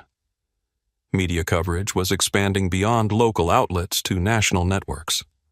Federal investigators were coordinating with local law enforcement, and somewhere in the distance the sound of another aircraft approaching suggested that the night's activities were far from over. Diana looked up at the sky where snow continued falling through the lights illuminating the tarmac. Tomorrow was Christmas Day, but tonight was about justice, accountability, and the kind of institutional change that only occurred when people with power decided to use that power responsibly. "Let's proceed with full documentation and prosecution," she said quietly. "It's time for consequences, Doctor." James Mitchell's briefcase contained more than just documentation of tonight's incident. During the flight, while Diana's smartwatch streamed real-time evidence to legal teams across the country, Apex Global's Internal Investigation Division had been conducting emergency audits of personnel files, passenger complaints, and incident reports that painted a disturbing picture of institutional problems. Ms. Rodriguez-Blake, Dr. Mitchell said, opening a second folder that contained information far more damaging than the night's events, "Our emergency investigation has revealed that Captain Mackenzie's behavior tonight was not an isolated incident. We've identified a pattern of discrimination complaints and passenger mistreatment that extends back several years." Diana's expression hardened as she absorbed the implications. Elaborate. Elena Rodriguez consulted her tablet, which displayed investigation results that had been compiled during the flight. Captain Mackenzie has been the subject of 7 formal discrimination complaints over the past 4 years. All were settled with non-disclosure agreements and financial compensation. None resulted in disciplinary action or additional training requirements. Trevor Mackenzie's face went white as he realized that his past conduct was being exposed in front of federal investigators and law enforcement officials. Those complaints were all resolved through appropriate human resources channels. There were no findings of misconduct or regulatory violations. Special Agent Santos looked up from her own documentation, which now included the newly discovered complaint history. Captain, non-disclosure settlements don't eliminate federal liability for civil rights violations. If anything, a pattern of complaints suggests institutional knowledge of discriminatory behavior without corrective action. Dr. Mitchell opened additional files, his legal training evident in how he organized the revelations for maximum impact. The investigation has also revealed that passenger complaints about discriminatory treatment were not being forwarded to federal authorities as required by aviation regulations. Our charter division was handling these incidents internally to avoid regulatory scrutiny. Officer Valdez made notes on her incident report, understanding that the scope of potential violations was expanding far beyond tonight's events. That constitutes obstruction of federal oversight and possible conspiracy to conceal civil rights violations during federal aviation operations. Diana felt a familiar anger building in her chest, the same emotion that had driven her to build an empire after being told she didn't fit the profile for business success. But this anger was colder, more focused, carrying the weight of institutional authority and the responsibility to ensure problems received comprehensive solutions. How many complaints were buried? She asked. Elena Rodriguez scrolled through the emergency audit results, her face grim as she compiled numbers that represented real people who had experienced real discrimination. 47 complaints over the past 3 years involving passenger treatment based on race, ethnicity, appearance, or perceived economic status. None were reported to federal authorities. All were resolved with internal discipline that typically involved verbal warnings or brief sensitivity training sessions. Carmen Santos listened to the revelations with growing horror, understanding that her employer had been covering up exactly the kind of discrimination she had witnessed tonight. Ms. Rodriguez Blake. I had no idea the company was handling these issues internally. My training emphasized reporting all discrimination incidents to federal authorities. Your training was correct, Diana said. The charter division was apparently operating under different protocols that violated federal law and company policy. Derek Whitfield, still clinging to his wife beside the aircraft stairs, seemed to realize that their individual incident was part of a much larger pattern that would attract significant federal attention. Are you saying that passenger discrimination is common on these flights? Dr. Mitchell consulted his documentation, which included testimony from crew members who had been interviewed during the emergency investigation. Our investigation indicates that discriminatory passenger treatment became normalized in the charter division, with crew members encouraged to manage difficult passengers through seating arrangements and service modifications that avoided direct confrontation. Miranda Whitfield's voice was barely audible as she processed the implications. So when we demanded that she move to the back of the plane, we were participating in a pattern of discrimination that was already established. Exactly, Diana said. You didn't invent the discrimination. You simply participated in a culture of discrimination that was enabled by inadequate oversight and accountability. Special Agent Santos closed her initial documentation and opened a new folder, understanding that the federal investigation was expanding beyond individual violations to institutional compliance failures. Ms. Rodriguez Blake. These revelations suggest violations of federal oversight requirements and possible civil rights conspiracy charges that could affect multiple personnel across your charter operations division. Diana nodded slowly, understanding that comprehensive accountability would require more than individual discipline. Agent Santos. I want full federal investigation of our charter division's compliance practices, personnel training programs, and incident reporting procedures. If we've been violating federal law, I want every violation identified and addressed. Trevor McKenzie made one final attempt to minimize his exposure, apparently unaware that his situation had moved far beyond individual consequences. Ms. Rodriguez Blake. I was following established protocols for managing passenger arrangements and charter exclusivity requirements. If those protocols were inappropriate, that represents institutional problems, not individual misconduct. Diana's response was quiet, but carried the weight of absolute authority. Captain McKenzie, you threatened to arrest your own CEO for being black in first class. No protocol established or otherwise justifies that behavior. You will face individual consequences for individual choices regardless of any institutional context. Doctor. Mitchell approached Diana with a final folder, this one containing legal recommendations that would reshape how Apex Global Industries handled passenger rights and crew accountability. Ms. Rodriguez Blake. Our legal team recommends immediate implementation of federal oversight protocols, mandatory crew retraining programs, and partnership with civil rights organizations to ensure comprehensive institutional reform.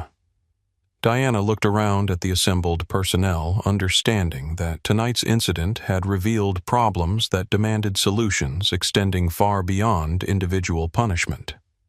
The media coverage, federal investigation, and public attention would create accountability pressures that could influence industry-wide changes. Implement all recommendations immediately, she said, and announce publicly that Apex Global Industries is cooperating fully with federal investigations and implementing reforms that exceed minimum legal requirements. Elena Rodriguez made notes on her tablet, coordinating the complex response required by the expanding scope of violations and accountability measures. Ms. Rodriguez-Blake, the federal investigation timeline suggests this story will remain in national news for several weeks. How should we handle ongoing media coverage? Diana glanced toward the media personnel who were documenting a story that had grown from individual misconduct to institutional failure. Complete transparency, full cooperation with investigators, and absolute commitment to ensuring this never happens again to anyone flying on our aircraft. The wind across the tarmac carried the sound of additional vehicles arriving as the federal investigation expanded to match the scope of violations that had been revealed. Tonight's incident had become tomorrow's institutional reckoning, and Diana Rodriguez-Blake was prepared to use her authority to ensure that justice was comprehensive, permanent, and visible to every person who had ever been told they didn't belong in first class. The conference room at Apex Global Industries' Denver headquarters had been transformed into a command center for what was rapidly becoming the most comprehensive aviation discrimination investigation in federal history. 6 days after the Christmas Eve incident, teams of federal investigators, civil rights attorneys, and corporate compliance officers worked around the clock to document the scope of problems that Diana's midnight flight had exposed. David Park, Apex Global's vice president of operations, had flown in from Chicago to coordinate the company's response to what he privately described as the most expensive 3 hours in corporate aviation history. The preliminary audit results spread across the conference table painted a picture of institutional failure that extended far beyond Trevor McKenzie's individual misconduct. Ma'am, David said, addressing Diana as she reviewed investigative reports while simultaneously managing international business operations through her tablet. The federal audit has identified widespread patterns of discriminatory treatment across our entire charter division. We're looking at potential violations affecting over 300 individual incidents and involving 47 crew members. Special Agent Santos, who had been leading the federal investigation since the Aspen incident, consulted files that had grown from a single folder to multiple filing cabinets. Ms. Rodriguez-Blake, our investigation indicates that discriminatory passenger treatment became embedded in operational procedures through informal training and crew culture, rather than official policy. New employees were taught by senior personnel that certain passengers required different management approaches based on appearance and assumed economic status. Diana felt the familiar burn of anger that had driven every major decision in her professional life. The same anger that had motivated her to prove wrong every banker who had denied her loans, every investor who had doubted her vision, and every board member who had questioned her leadership. But this anger was tempered by 15 years of corporate responsibility and the understanding that comprehensive solutions required careful strategy rather than emotional reaction. Document everything she said, every incident, every complaint, every piece of training material that enabled this culture of discrimination. I want federal prosecutors to have complete evidence for every potential violation. Dr. Mitchell approached with legal documentation that represented weeks of investigation compressed into days of intensive audit work. Ms. Rodriguez-Blake. The legal implications extend beyond civil rights violations to potential criminal conspiracy charges for concealing federal oversight requirements. The Charter Division was operating under policies designed to minimize federal reporting rather than ensure compliance.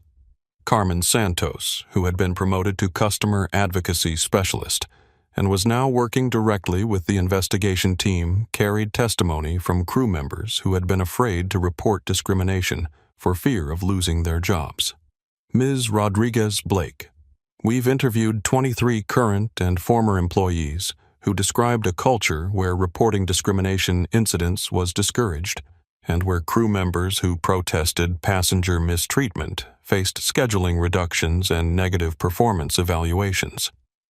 The revelations painted a picture of institutional failure that made Diana question fundamental assumptions about her company's operations. She had built Apex Global Industries on principles of dignity and respect for every person. but somehow an entire division had developed practices that violated those principles while concealing their violations from oversight. Officer Valdez, coordinating between federal and local law enforcement, reviewed criminal charges that were expanding beyond Trevor McKenzie's individual actions. Ms. Rodriguez-Blake. Captain McKenzie's case has led to additional charges against 3 supervisory personnel who were aware of his discrimination complaints, but failed to report them to federal authorities as required by law. Elena Rodriguez managed the complex logistics of coordinating with multiple federal agencies while maintaining normal business operations across Apex Global's international network. Ms. Rodriguez-Blake media coverage has expanded beyond aviation journalism to national civil rights coverage. Congressional representatives are requesting hearings on passenger discrimination in private aviation, and the NAACP has announced plans to file federal lawsuits on behalf of affected passengers. Diana understood that the incident had moved beyond corporate crisis management to become a national conversation about discrimination in luxury service industries. The viral social media coverage, congressional attention, and civil rights organization involvement meant that any response would be scrutinized by millions of people who had experienced similar discrimination in their own lives. "What's the status on victim identification and compensation?" Diana asked. David Park consulted files containing contact information for passengers who had experienced discrimination over the past 3 years. "We've identified contact information for approximately 200 passengers who filed complaints that were handled internally rather than reported to federal authorities. Our legal team is preparing compensation packages and formal apologies for every identified victim." Special Agent Santos reviewed federal requirements for institutional reform that would extend far beyond individual punishment. Ms. Rodriguez-Blake. Federal oversight requires implementation of monitoring approaches, training programs, and accountability measures that exceed minimum compliance standards. The goal is to ensure that discrimination becomes practically impossible rather than just discouraged. Diana absorbed the scope of changes required to address problems that had been years in the making. The financial costs would be measured in millions of dollars. The operational changes would affect every aspect of charter operations. The reputational impact would require years of demonstrated commitment to rebuilding trust. But the alternative, allowing discrimination to continue while hiding behind non-disclosure agreements and internal discipline, was unacceptable to someone who had built her success on proving wrong every person who had ever told her she didn't belong. "Implement everything the federal investigation recommends," Diana said. "Training programs, monitoring approaches, accountability measures, and ongoing oversight that exceeds legal requirements. I want Apex Global to become the industry standard for passenger rights and crew accountability." Carmen Santos raised her hand hesitantly, understanding that her question might seem naive given the scope of problems being discussed. Ms. Rodriguez-Blake. How do we ensure that employees feel safe reporting discrimination without fear of retaliation? The investigation shows that crew members were afraid to speak up because they thought it would cost them their jobs. Diana's expression softened as she recognized the courage it had taken for Carmen to maintain her integrity during the Christmas Eve incident.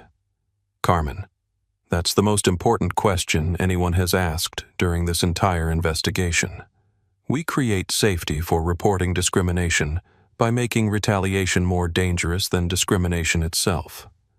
Dr. Mitchell made notes on legal structures that would protect employees who reported discrimination while creating severe consequences for anyone who attempted retaliation.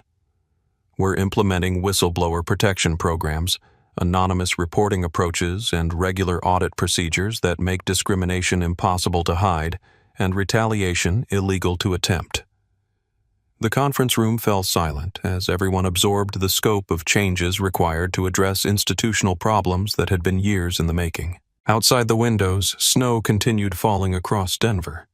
But inside the room, the work of rebuilding trust and ensuring justice continued around the clock. Diana looked around at the faces of people who were working to ensure that no passenger would ever again experience what she had experienced on Christmas Eve. "This investigation isn't about punishment," she said quietly. "It's about prevention. We're building approaches that make discrimination impossible, rather than just illegal." 3 weeks after the Christmas Eve incident, Diana Rodriguez Blake stood before a packed auditorium at the National Civil Rights Museum in Memphis, Tennessee, to announce the launch of Respect Sky, a comprehensive platform designed to monitor, prevent, and respond to discrimination in aviation and luxury service industries.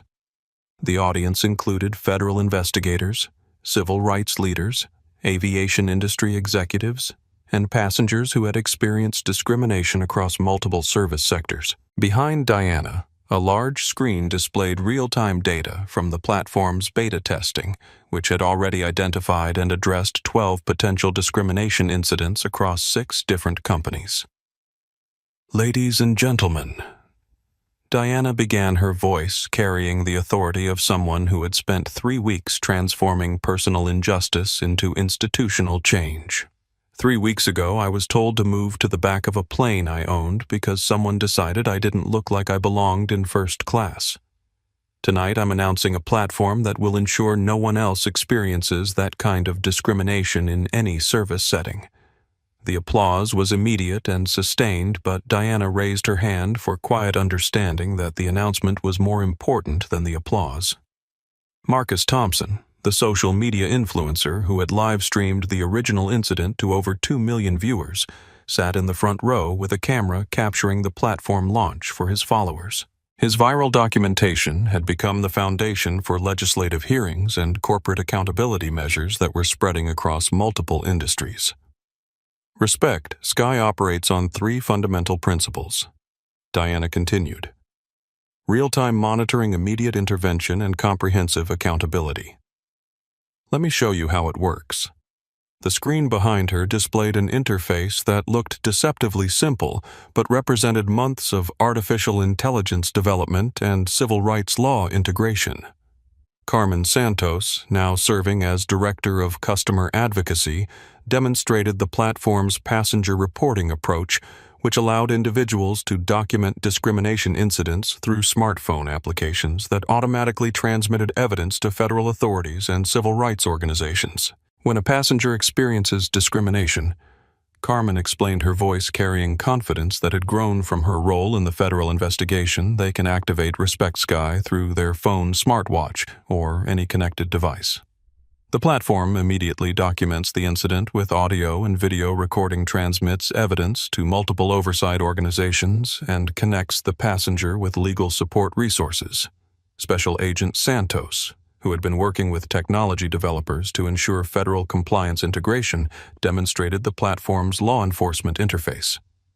For federal investigators, Respect Sky provides real-time notifications of potential civil rights violations, automatic documentation that meets courtroom evidence standards, and coordinated response protocols that ensure immediate intervention when discrimination occurs. The audience included representatives from airlines, hotels, restaurants, and retail companies who had volunteered their organizations for pilot testing after the widespread media coverage of Diana's experience.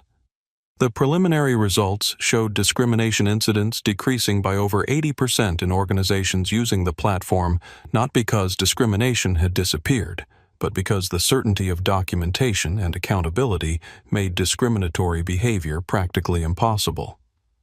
Dr. Mitchell addressed the legal framework that supported the platform's operations. Respect Sky operates under federal civil rights law and aviation regulations to ensure that discrimination becomes legally actionable in real time rather than requiring lengthy investigation and litigation processes. When discrimination occurs, consequences begin immediately rather than months or years later. Elena Rodriguez managed the complex logistics of implementing the platform across multiple industries while maintaining integration with existing corporate operations. We're working with over 40 companies across aviation, hospitality, retail, and healthcare industries to implement comprehensive discrimination monitoring.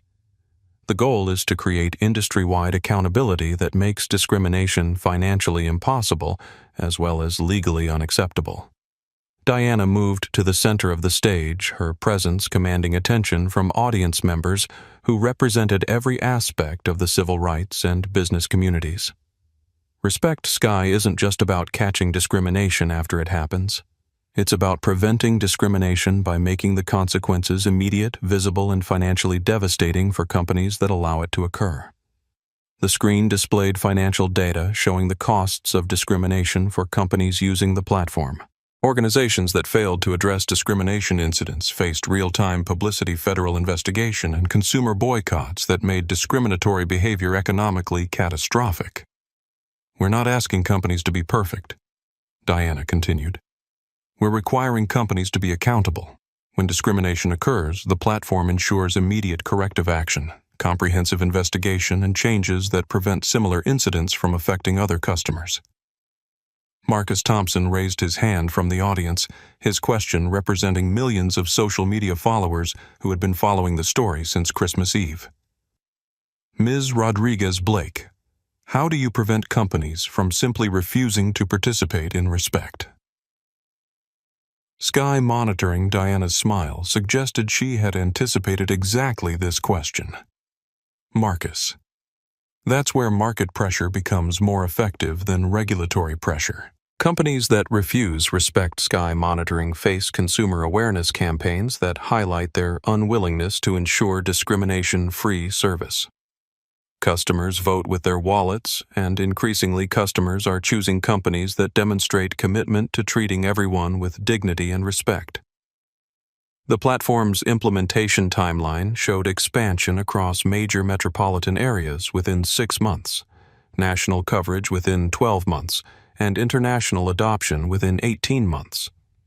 Corporate partnerships included major airlines, hotel chains, restaurant groups, and retail companies that had committed to comprehensive discrimination monitoring as a competitive advantage rather than regulatory burden. Carmen Santos addressed questions from service industry workers who were concerned about increased monitoring affecting their job security. Respect Sky protects employees who treat customers with respect and provides documentation for employees who experience workplace discrimination from colleagues or supervisors. The platform creates safety for everyone who believes in dignity and accountability. Diana concluded the presentation with a personal reflection that connected her individual experience to the broader movement for institutional change. 3 weeks ago, I was humiliated on my own aircraft by my own employees. Tonight, we're launching technology that will ensure no one else experiences that humiliation in any service setting. Justice isn't just about punishment. It's about prevention. And prevention begins with making discrimination impossible to hide. The standing ovation lasted for several minutes, but Diana understood that applause was less important than implementation. Respect Sky would succeed or fail based on its ability to prevent discrimination rather than its ability to generate enthusiasm. As the audience dispersed to begin implementation in their own organizations, Diana remained on stage to answer individual questions from civil rights leaders, federal investigators, and business executives who understood that comprehensive change required sustained effort rather than symbolic gestures.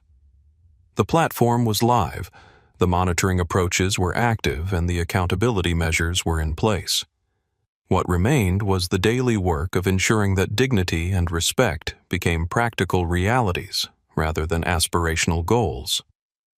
6 months after the Christmas Eve incident, the impact of Diana's experience and the Respect Sky platform had spread far beyond aviation to influence discrimination monitoring across industries that few people had anticipated. Dr. Sarah Williams, Director of Civil Rights Research at Georgetown University, published a comprehensive study documenting how real-time discrimination monitoring was reshaping corporate behavior across 12 different sectors.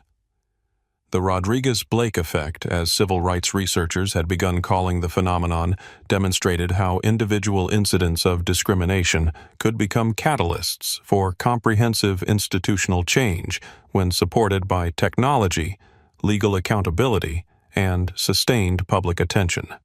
Congressional hearings led by Representative Maria Gonzalez resulted in federal legislation requiring discrimination monitoring in all federally regulated transportation services. The Passenger Dignity Act, signed into law 4 months after Diana's flight, mandated real-time discrimination reporting and immediate federal intervention for civil rights violations in aviation, rail bus, and cruise ship operations. But the most surprising impact occurred in industries that had never anticipated needing discrimination monitoring. Major restaurant chains, retail companies, healthcare organizations, and financial institutions voluntarily implemented Respect Sky monitoring after discovering that consumer preferences increasingly favored businesses that could demonstrate commitment to treating all customers with dignity. Maya Rodriguez, Director of Consumer Research at the National Retail Federation, presented data showing that 73% of consumers actively chose businesses that participated in discrimination monitoring programs, even when those businesses charged slightly higher prices than competitors who didn't demonstrate similar accountability commitments. Consumers are voting with their wallets for dignity and respect, Maya explained during a presentation at the National Business Ethics Conference. The Rodriguez-Blake incident showed people that discrimination in luxury service industries was widespread, and now consumers are demanding proof that businesses treat all customers equally, regardless of appearance or assumed economic status. The financial impact on companies that had resisted discrimination monitoring was swift and severe. 3 major hotel chains experienced significant revenue decreases after social media campaigns highlighted their refusal to implement guest dignity programs. 2 restaurant groups faced consumer boycotts that forced implementation of comprehensive staff training and real-time discrimination reporting.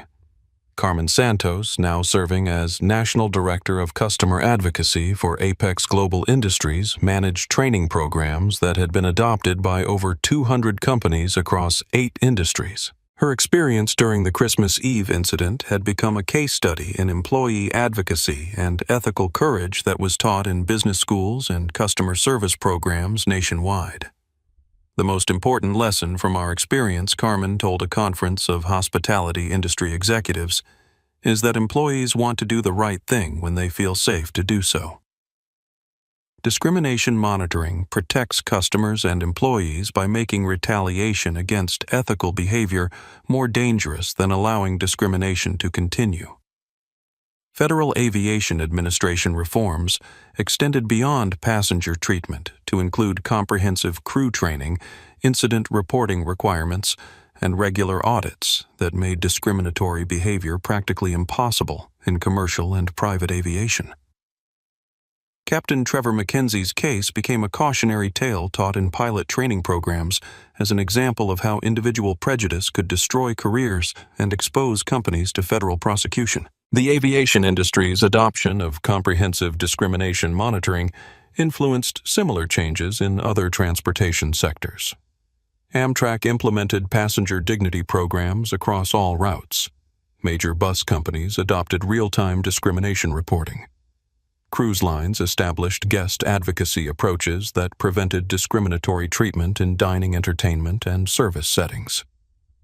Dr. Mitchell, leading Apex Global's legal team, presented research at the American Bar Association conference showing how real-time discrimination monitoring had reduced civil rights litigation by 67% across participating industries. When discrimination becomes impossible to hide and consequences become immediate, discriminatory behavior decreases dramatically. Prevention is more effective than punishment for addressing civil rights violations. International adoption of discrimination monitoring platforms exceeded all projections as companies operating in multiple countries discovered that comprehensive civil rights accountability provided competitive advantages in global markets. European airlines, Asian hotel chains, and Australian retail companies implemented Respect Sky monitoring to demonstrate commitment to treating international customers with dignity, regardless of cultural background or appearance.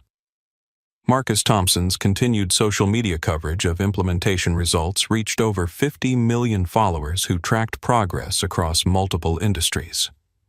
His documentation showed discrimination incidents decreasing from hundreds per week to dozens per month, as monitoring approaches made discriminatory behavior too risky for most businesses to attempt. The Rodriguez-Blake effect proves that individual courage combined with technological accountability can reshape entire industries, Marcus told his followers during a live stream from an airport where Respect Sky monitoring had eliminated discriminatory passenger treatment. One woman's refusal to accept discrimination has protected millions of people who will never know her name. The economic impact extended beyond individual companies to influence investor decisions and corporate valuation. Environmental, social, and governance investment funds began requiring discrimination monitoring as a condition for investment. Companies that could demonstrate comprehensive civil rights accountability received preferential lending terms and higher stock valuations than competitors that couldn't provide similar documentation. Diana's monthly reports to federal investigators showed continuous improvement in passenger treatment across all Apex global operations. 0 discrimination incidents had been recorded in charter aviation services for 3 consecutive months. Customer satisfaction ratings reached all-time highs as passengers experienced service that prioritized dignity and respect, regardless of appearance or assumptions about economic status. But perhaps the most meaningful impact was invisible to statistics and difficult to measure in economic terms. Millions of people who had experienced discrimination in service settings now traveled, dined, and shopped with confidence that discriminatory treatment would be immediately addressed rather than ignored or covered up. The platform had achieved something that legislation alone could not accomplish. It had made respect more profitable than prejudice and dignity more valuable than discrimination.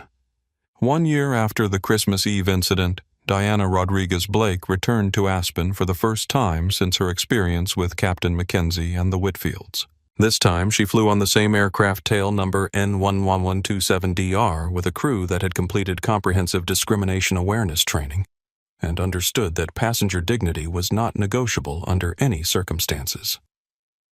The flight attendant, Maria Santos Carmen's younger sister, who had been inspired by Carmen's advocacy to join the aviation industry, greeted every passenger with the same respect regardless of their appearance or seating assignment. The captain, Patricia Williams, a former Air Force officer who had been personally selected by Diana to lead the Charter Division's New Culture Initiative, conducted pre-flight safety briefings that explicitly welcomed all passengers as valued travelers worthy of professional service. But the most significant difference was invisible to casual observation. Throughout the aircraft, discrete monitoring approaches captured audio and video that was transmitted in real time to Respect Sky servers, ensuring that any hint of discriminatory treatment would be immediately detected and addressed. The technology that had been developed in response to Diana's humiliation now protected every passenger on every flight without requiring their active participation or awareness. Diana spent the flight reviewing financial reports that showed the long-term impact of comprehensive civil rights accountability on corporate performance. Apex Global's reputation for passenger dignity had become a competitive advantage that attracted high-profile clients and generated premium pricing that more than offset the costs of monitoring approaches and training programs. The personal costs of pursuing justice had been significant, but ultimately worthwhile. Diana had spent months testifying before federal investigators, congressional committees, and civil rights organizations. She had endured media scrutiny that examined every aspect of her personal and professional life. She had invested millions of dollars in technology development and institutional reform that could have been used for business expansion or personal luxury. But the personal rewards exceeded any financial calculations. Diana had received thousands of letters from people who had experienced discrimination and found courage in her refusal to accept humiliation quietly. Flight attendants, hotel clerks, restaurant servers, and retail workers across multiple industries had contacted her to describe how Respect Sky monitoring had protected them from customers and supervisors who had previously felt free to engage in discriminatory behavior without consequences. Carmen Santos had become more than an employee. She had become a colleague and friend whose integrity during the original incident had demonstrated the kind of character Diana valued above any professional qualification. Carmen's promotion to National Director of Customer Advocacy had inspired hundreds of customer service workers to report discrimination they had previously been afraid to document. The Whitfields had disappeared from public view after pleading guilty to federal civil rights violations and paying substantial fines for their discriminatory demands during the flight. Derek's investment banking career had ended permanently, and Miranda faced ongoing civil lawsuits from passengers who had experienced discrimination during other charter flights where her behavior had been recorded by crew members afraid to intervene directly. Captain Trevor McKenzie had been sentenced to 18 months in federal prison for civil rights violations and aviation safety threats. His pilot's license had been permanently revoked, and he faced lifetime prohibition from employment in any transportation industry. But perhaps more importantly, his case had become required study material for aviation professionals, ensuring that future pilots understood the legal and professional consequences of discriminatory passenger treatment. Jake Morrison had been promoted to Chief of Aviation Safety and Ethics, where he developed training programs that taught crew members to recognize and report discrimination before it escalated to the level Diana had experienced. His willingness to document Trevor's behavior had provided crucial evidence for federal prosecution and had inspired other aviation professionals to prioritize passenger dignity over crew hierarchy. Diana's family Christmas celebration in Aspen included relatives who had traveled from across the country to honor her courage and celebrate the institutional changes that had resulted from her refusal to accept discrimination quietly. Her mother, whose advice about giving people rope to hang themselves had proven prophetic, expressed pride that her daughter had used power responsibly to protect people who lacked the resources to protect themselves. The broader impact extended beyond individual justice to influence cultural conversations about discrimination that had previously been ignored or dismissed. High school students studied Diana's experience in civics classes focused on civil rights and corporate accountability. Business schools included her case in ethics curricula that examined the relationship between individual courage and institutional change. But Diana's most treasured reward was a letter from an 11-year-old girl named Ashley Williams, whose family had experienced discrimination at a luxury resort that had since implemented comprehensive dignity monitoring. Ashley wrote, "Thank you for making it safe for people like me to travel with my family without being afraid that someone will tell us we don't belong somewhere. Because of you, my parents don't have to worry about teaching me to be smaller, so other people will be more comfortable." That letter captured the ultimate purpose of Diana's response to discrimination, ensuring that future generations would inherit service industries where dignity and respect were practical realities rather than aspirational goals. As the aircraft descended toward Aspen, Diana looked out the window at mountains that had witnessed her humiliation exactly 1 year earlier. This time she traveled as a passenger whose dignity was protected by approaches that made discrimination practically impossible and financially catastrophic for anyone who attempted it. The circle was complete, but the work continued. Respect was an ongoing commitment, not a single achievement, and Diana understood that justice required sustained vigilance rather than momentary victory. 18 months after the Christmas Eve incident, the Federal Aviation Administration published its annual Civil Rights Compliance Report, documenting a 94% reduction in passenger discrimination complaints across all aviation sectors. The report credited comprehensive monitoring approaches, mandatory crew training programs, and real-time accountability measures that had transformed how passengers were treated regardless of their appearance or assumed economic status. Diana Rodriguez Blake had been invited to testify before the Senate Transportation Committee about the industry-wide changes that had resulted from her experience and the Respect Sky platform implementation. The hearing room was packed with civil rights leaders, aviation industry executives, and passengers who had benefited from the discrimination monitoring approaches that were now standard across major transportation companies. Senators Diana began addressing the bipartisan committee that had requested her testimony 18 months ago. I was threatened with arrest for sitting in first class on my own aircraft because someone decided I didn't look like I belonged there. Today, I'm here to report that discrimination monitoring has made such treatment practically impossible across the aviation industry. Committee Chair Senator Elizabeth Warren consulted data showing the financial impact of comprehensive civil rights accountability on airline profitability and customer satisfaction. Ms. Rodriguez-Blake. The preliminary data suggests that discrimination monitoring has actually improved customer satisfaction and increased profitability for participating companies. Can you explain how civil rights compliance became a competitive advantage rather than a regulatory burden? Diana's response reflected months of studying implementation results across hundreds of companies. Senator Warren, discrimination is expensive. It drives away customers, creates legal liability, generates negative publicity, and destroys employee morale. When companies eliminate discrimination, they improve service quality for everyone, while reducing costs associated with complaints, litigation, and reputation management. Ranking Member Senator Marco Rubio addressed concerns from aviation industry representatives about the costs of monitoring approaches and training programs. Ms. Rodriguez-Blake industry groups have argued that comprehensive discrimination monitoring creates operational burdens and regulatory compliance costs that could affect service quality and pricing. How do you respond to these concerns? Senator Rubio Diana replied, "The cost of preventing discrimination is significantly lower than the cost of allowing discrimination to occur.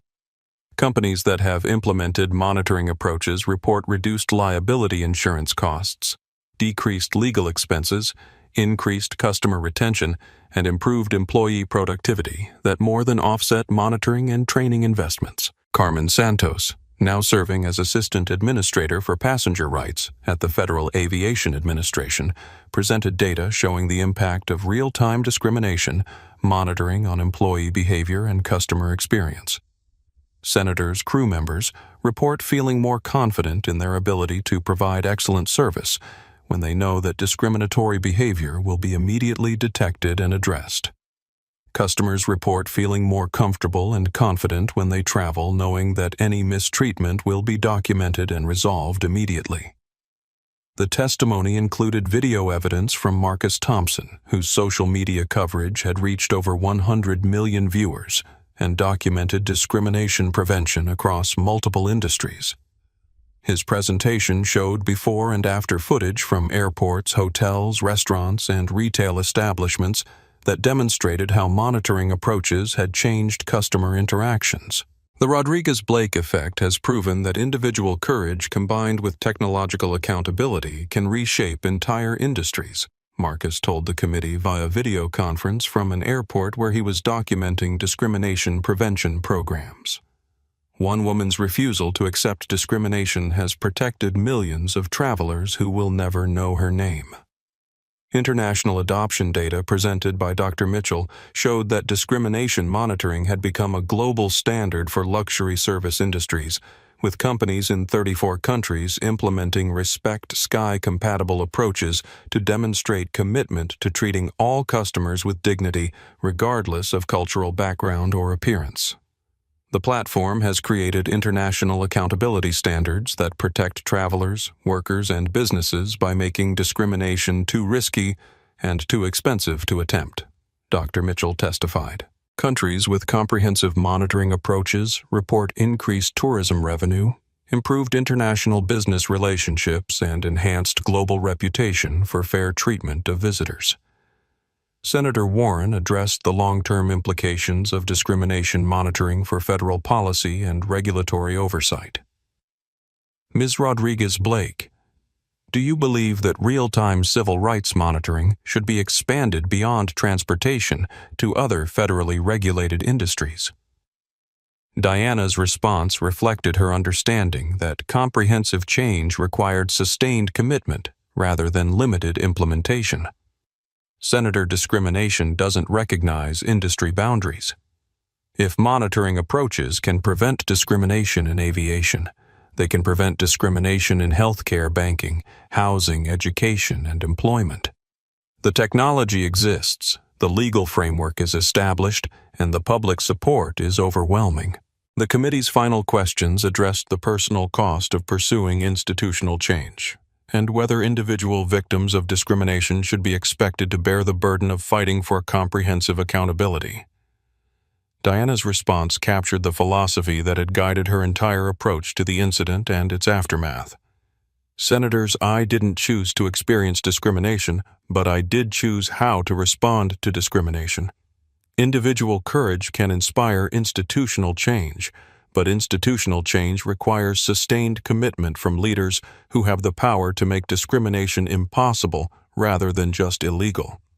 Committee Chair Warren concluded the hearing with observations about the broader implications of the Rodriguez-Blake case for civil rights enforcement and corporate accountability. This case demonstrates that individual acts of courage supported by technology and sustained by institutional commitment can achieve more comprehensive change than years of traditional civil rights litigation.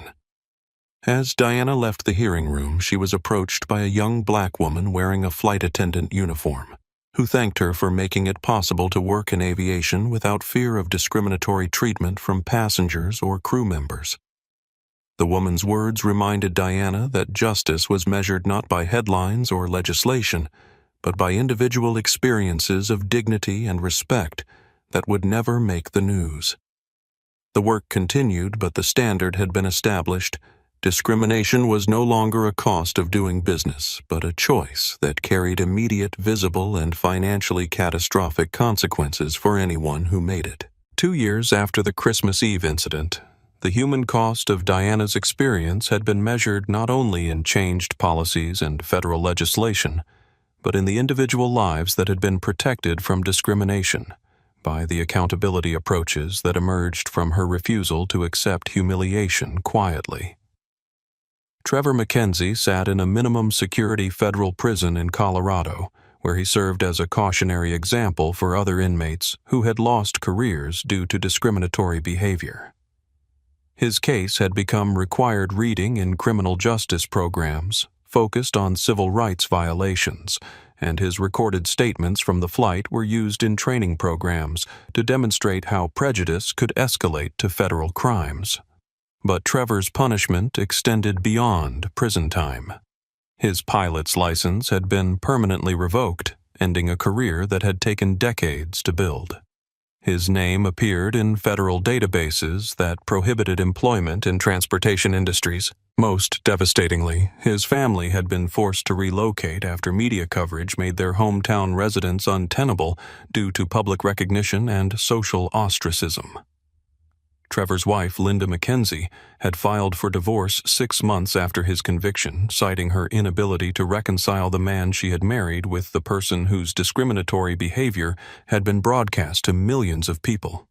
Their adult children had changed their surnames and relocated to different states to escape association with their father's federal conviction. The Whitfields had faced different but equally comprehensive consequences for their discriminatory demands during the flight. Derek's conviction for civil rights violations had ended his investment banking career permanently and resulted in professional licensing revocations that prevented employment in financial services. The couple had been forced to sell their Connecticut home to pay legal fees and federal fines. Miranda Whitfield had become the subject of multiple civil lawsuits filed by passengers who had experienced discrimination during other charter flights where her behavior had been documented by crew members using internal reporting approaches.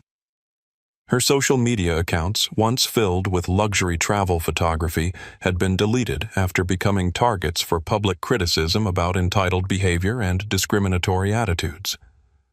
But perhaps more significantly, The Whitfields had been required to participate in federal diversity education programs as part of their sentencing, exposing them to perspectives and experiences that challenged the assumptions underlying their discriminatory worldview.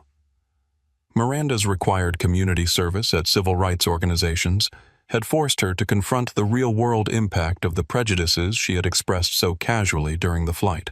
Jake Morrison had built a new career as Director of Aviation Ethics and Safety, where he developed training programs that taught crew members to prioritize passenger dignity over hierarchical authority. His willingness to document Trevor's discriminatory behavior had provided crucial evidence for federal prosecution and had inspired aviation professionals across the industry to speak up against discriminatory treatment. Jake's personal transformation included intensive education about civil rights history and contemporary discrimination issues that helped him understand how his silence during previous incidents had enabled discriminatory behavior to continue unchallenged. His new role included speaking at aviation conferences about the professional and legal obligations of crew members to protect passengers from discrimination. Carmen Santos had become a national advocate for service industry workers, using her experience during the Christmas Eve incident to demonstrate how employees could maintain professional integrity while protecting customers from discriminatory treatment.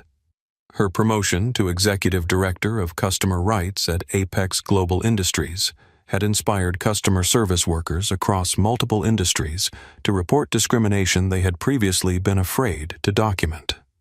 Carmen's speaking engagements at universities and professional conferences reached thousands of workers who learned from her example that ethical courage could be professionally rewarded rather than professionally punished when supported by proper accountability approaches. Her story had become a case study in business ethics courses that examined the relationship between individual integrity and institutional change. Dr. Mitchell had expanded his legal practice to include civil rights advocacy, representing victims of discrimination across multiple industries while helping companies implement monitoring approaches that prevented discriminatory treatment. His work on the Rodriguez-Blake case had established legal precedents that made real-time discrimination documentation admissible in federal court and created frameworks for immediate intervention in civil rights violations. Elena Rodriguez had been promoted to Chief Operating Officer of Apex Global Industries, where she oversaw implementation of dignity and respect protocols across all company operations. Her coordination of the response to Diana's incident had demonstrated crisis management skills that attracted recognition from business leadership programs and crisis communication experts. But the most meaningful human impact was documented in letters, emails, and social media posts from thousands of individuals who had experienced improved treatment in service settings due to monitoring approaches that made discrimination too risky for businesses to attempt. Parents wrote about traveling with their children without fear of humiliation.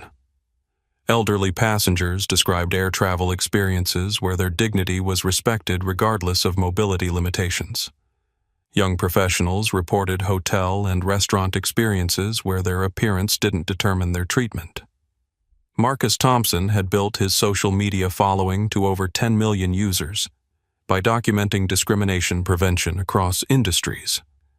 But his most powerful content featured individuals who shared personal stories about experiencing dignity and respect in settings where they had previously faced discriminatory treatment. Diana received hundreds of personal messages from people whose lives had been improved by the accountability approaches that emerged from her experience.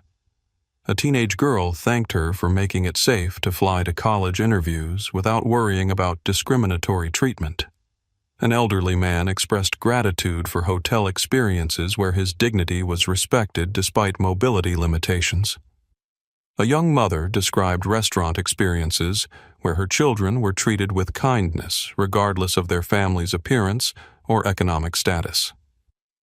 These personal stories reminded Diana that justice was ultimately measured not by corporate policy changes or federal legislation, but by individual experiences of dignity and respect that had been protected by approaches designed to make discrimination impossible rather than just illegal. The human cost of discrimination had been high, but the human benefit of accountability had been immeasurable in its impact on millions of lives that would be forever protected from the kind of humiliation Diana had experienced on Christmas Eve. Christmas Eve, 2 years after the incident that had changed everything, Diana Rodriguez Blake stood in the same private aviation terminal at Teterboro Airport where her journey toward justice had begun. This time, she wasn't alone. Carmen Santos stood beside her as Executive Director of Customer Rights Marcus Thompson documented the moment for his 15 million social media followers, and Elena Rodriguez coordinated with a crew that understood dignity and respect as non-negotiable professional standards. The same aircraft tail number N1127DR waited on the tarmac, but everything else had transformed. The crew had completed comprehensive civil rights training that emphasized passenger dignity regardless of appearance or assumptions. Real-time monitoring approaches ensured that any hint of discriminatory treatment would be immediately detected and addressed. Most importantly, the culture of aviation had changed from one where discrimination was quietly tolerated to one where discrimination was professionally and legally impossible. 2 years ago tonight, Diana said, addressing the small group of colleagues and advocates who had gathered to commemorate the anniversary, "I was told to move to the back of a plane I owned because someone decided I didn't look like I belonged in first class." Tonight, discrimination monitoring approaches protect millions of passengers who will never know they needed protection. She paused, looking out at the aircraft where her humiliation had been transformed into accountability approaches that had influenced civil rights enforcement across multiple industries. Justice isn't about revenge. It's about prevention. It's about ensuring that tomorrow looks different from yesterday. It's about using power responsibly to protect people who lack the resources to protect themselves. Carmen Santos stepped forward, her voice carrying the confidence that had grown from 2 years of advocating for customer dignity across industries. Ms. Rodriguez Blake, before I met you, I thought that discrimination was something I had to accept quietly if I wanted to keep my job. Your courage taught me that maintaining professional integrity requires speaking up for what's right, even when it's difficult. Marcus Thompson addressed his live stream audience, which included millions of viewers who had followed the Rodriguez Blake story from viral incident to comprehensive institutional change. 2 years ago, we witnessed discrimination that was considered normal in luxury service industries. Today, we're standing in an airport where discrimination has become practically impossible because accountability approaches make it too expensive and too risky for anyone to attempt. The assembled group included representatives from civil rights organizations, federal investigators, aviation industry executives, and individuals who had experienced discrimination in service settings before monitoring approaches made such treatment professionally and financially catastrophic. Diana addressed the broader audience through Marcus's live stream, understanding that her words would reach millions of people who had experienced discrimination in their own lives. If you've ever been told you don't belong somewhere, if you've ever been treated as less than human because of your appearance or your assumptions about your background, know this: your dignity is not negotiable. Your worth is not determined by other people's prejudices. And when you stand up for yourself, you stand up for everyone who comes after you. She moved toward the aircraft where Captain Patricia Williams waited with a crew that had been selected not just for professional qualifications but for demonstrated commitment to treating every passenger with dignity and respect. Character isn't revealed by how we treat people who can help us. Diana continued. Character is revealed by how we treat people who can do nothing for us. When we witness discrimination, silence makes us complicit. When we experience discrimination, acceptance makes us enablers. Change begins with courage, but courage must be sustained by approaches that make justice practical rather than just aspirational. As the group boarded the aircraft, the difference from 2 years earlier was immediately apparent.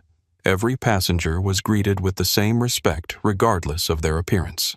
Every seat assignment was honored without question about appropriateness or belonging. Every interaction was conducted with the understanding that dignity was a right, not a privilege to be earned through appearance or assumptions about economic status. Diana took her seat in 1A, the same seat where she had been told she didn't belong, and reflected on the journey from individual humiliation to institutional transformation. The personal cost had been significant months of testimony, media scrutiny, and investment in accountability approaches that could have been used for business expansion or personal luxury. But the personal rewards were immeasurable. Diana had received thousands of letters from people who had experienced improved treatment in service settings due to monitoring approaches that made discrimination too dangerous for businesses to attempt. Flight attendants, hotel clerks, restaurant servers, and retail workers had contacted her to describe how accountability approaches had protected them from discriminatory treatment by customers and supervisors. As the aircraft lifted off toward Aspen, Diana looked out at lights that stretched across the landscape below. Each light represented a family, a business, a community where the principles of dignity and respect had been strengthened by accountability approaches that made discrimination impossible rather than just illegal. The conversation in the cabin focused not on past injustices, but on future possibilities. Carmen discussed expansion of customer advocacy programs to healthcare and education industries. Marcus shared data showing continued decreases in discrimination complaints across all monitored sectors. Elena reported on international adoption of monitoring approaches that were creating global standards for dignified treatment of all customers. But Diana's attention was drawn to a message on her smartwatch from Ashley Williams, the 11-year-old girl who had written to thank her for making travel safe for children who looked different from traditional expectations. Ashley was now 13, and her message included a photo of her family boarding a plane for their Christmas vacation, confident that their dignity would be respected regardless of their appearance or background. "Thank you for making it possible for me to travel without being afraid," Ashley had written. "Because of you, I know that my worth isn't determined by other people's prejudices, and my dreams aren't limited by other people's expectations." That message captured the ultimate purpose of Diana's response to discrimination, ensuring that future generations would inherit service industries where dignity and respect were practical realities rather than aspirational goals. As the aircraft cruised toward Aspen through clear skies that contrasted sharply with the blizzard that had accompanied her original journey, Diana understood that justice was not a destination, but a direction. The work of ensuring dignity and respect would continue for as long as people needed protection from prejudice and discrimination. But tonight, on Christmas Eve, millions of passengers would travel with confidence that their dignity was protected by approaches that made discrimination impossible rather than just illegal. Tomorrow, they would wake up in a world where character was measured by how people treated those who could do nothing for them. And forever, they would benefit from the accountability that emerged when one woman refused to accept humiliation quietly and chose instead to transform institutional culture through sustained courage and comprehensive change. The measure of justice wasn't found in punishment, but in prevention, not in revenge, but in protection, not in personal satisfaction, but in public safety for everyone who would never experience discrimination because someone else had the courage to ensure that dignity became more profitable than prejudice. 5 years after the Christmas Eve incident that transformed aviation civil rights enforcement, the lives of everyone involved had been permanently altered by the accountability approaches that emerged from Diana Rodriguez Blake's refusal to accept discrimination quietly. Diana had expanded Respect Sky monitoring to cover healthcare, education, housing, and employment sectors, creating comprehensive civil rights protection across industries that affected every aspect of daily life. Her company, Apex Global Industries, had become the international standard for diversity, equity, and inclusion practices, with organizations worldwide implementing monitoring approaches to demonstrate commitment to treating all people with dignity, regardless of appearance or background. She continued to serve on federal advisory committees that shaped civil rights policy and spoke regularly at international conferences about using business success responsibly to protect vulnerable populations. Carmen Santos had been promoted to Federal Administrator for Customer Rights, where she oversaw implementation of discrimination monitoring across all federally regulated service industries.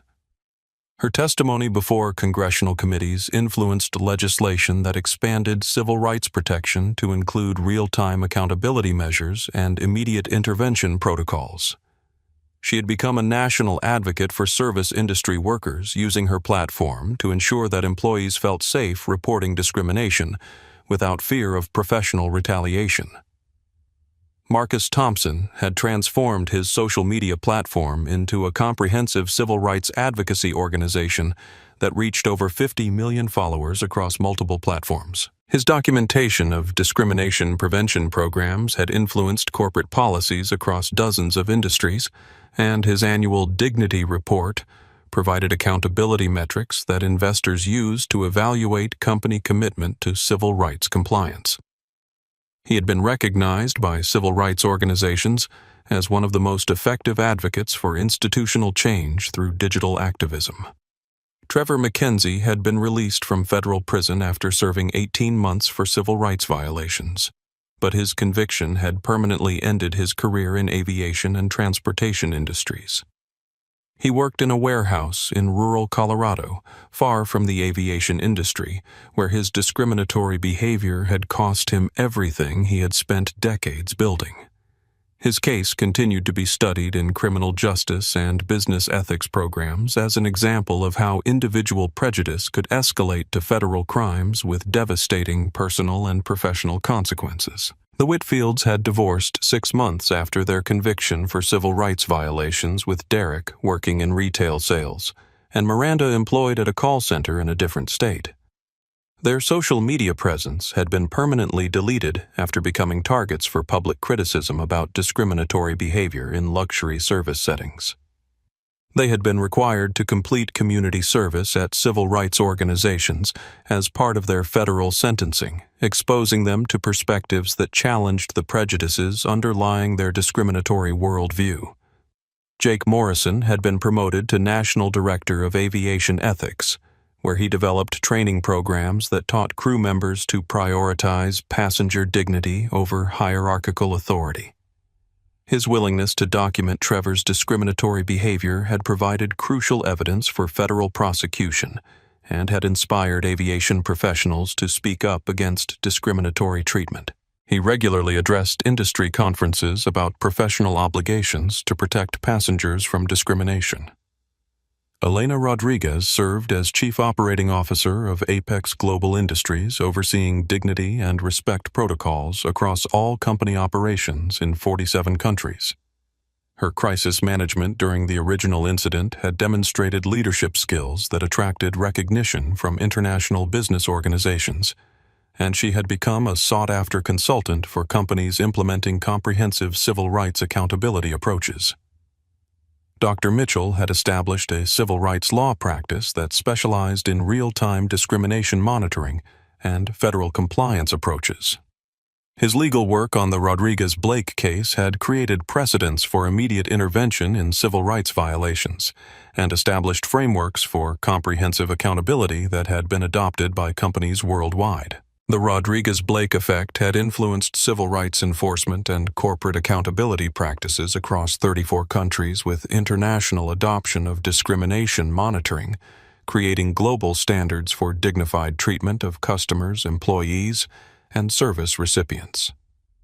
The European Union had implemented comprehensive monitoring requirements for transportation, hospitality, and healthcare industries, citing the success of real-time accountability approaches in reducing discrimination complaints while improving customer satisfaction.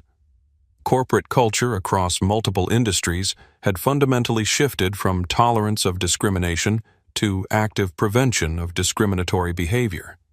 Fortune 500 companies reported that discrimination monitoring had improved employee morale, reduced legal liability, and increased customer retention, while creating competitive advantages that attracted socially conscious consumers and investors. The business case for civil rights compliance had been proven through data showing that dignity and respect were more profitable than prejudice and discrimination.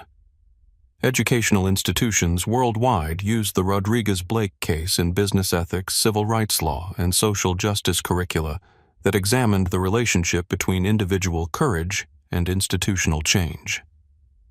High school students studied Diana's experience as an example of how refusing to accept discrimination quietly could inspire comprehensive accountability approaches that protected millions of people from similar treatment.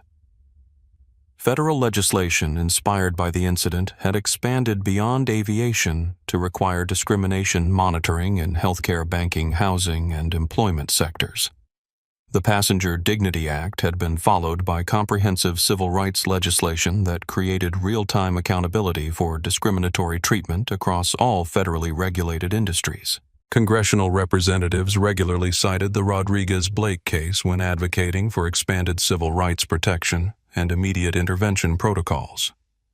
International human rights organizations had adopted Respect Sky monitoring as a standard for evaluating country commitment to civil rights protection, with governments worldwide implementing accountability approaches to demonstrate progress on discrimination prevention. The platform had become a diplomatic tool for measuring international cooperation on civil rights issues, and had influenced trade agreements that included human dignity protections as economic cooperation requirements. Diana Rodriguez-Blake stood before the National Civil Rights Museum on Christmas Eve, 5 years after the incident that had changed her life and influenced civil rights enforcement across multiple industries. The annual commemoration had become a tradition that attracted civil rights leaders, federal officials, and individuals whose lives had been improved by accountability approaches that made discrimination too expensive and too risky for businesses to attempt. 5 years ago tonight, Diana told the assembled crowd, which included thousands of attendees and millions of live stream viewers, I was humiliated on my own aircraft by my own employees. Tonight, discrimination monitoring protects millions of people who will never know they needed protection, and dignity has become more profitable than prejudice across industries that affect every aspect of daily life. Her words reached a global audience that included passengers traveling confidently in transportation approaches where their dignity was protected, patients receiving health care where their appearance didn't determine their treatment, students attending schools where their background didn't limit their opportunities, and workers employed by companies where discrimination was professionally and financially impossible. Justice begins with refusing to accept injustice quietly. Diana continued.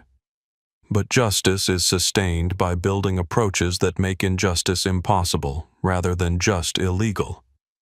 When we witness discrimination, we have a moral obligation to document it, report it, and ensure that accountability approaches prevent similar treatment of other people. The audience included representatives from civil rights organizations, federal investigators, corporate executives, and individuals whose lives had been protected by monitoring approaches that emerged from one woman's refusal to accept humiliation as a cost of air travel. The measure of our humanity is found in how we treat people who can do nothing for us, Diana concluded.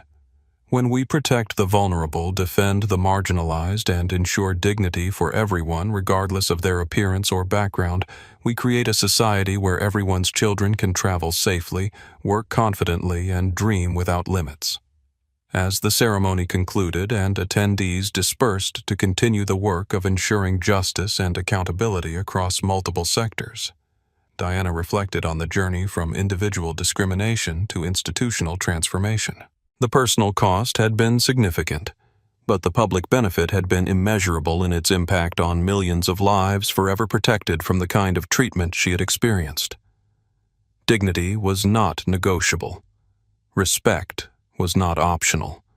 And accountability would continue to ensure that tomorrow looked different from yesterday for everyone who had ever been told they didn't belong somewhere simply because of how they looked or where others assumed they came from. If this story moved you, I want to ask you to do 3 things.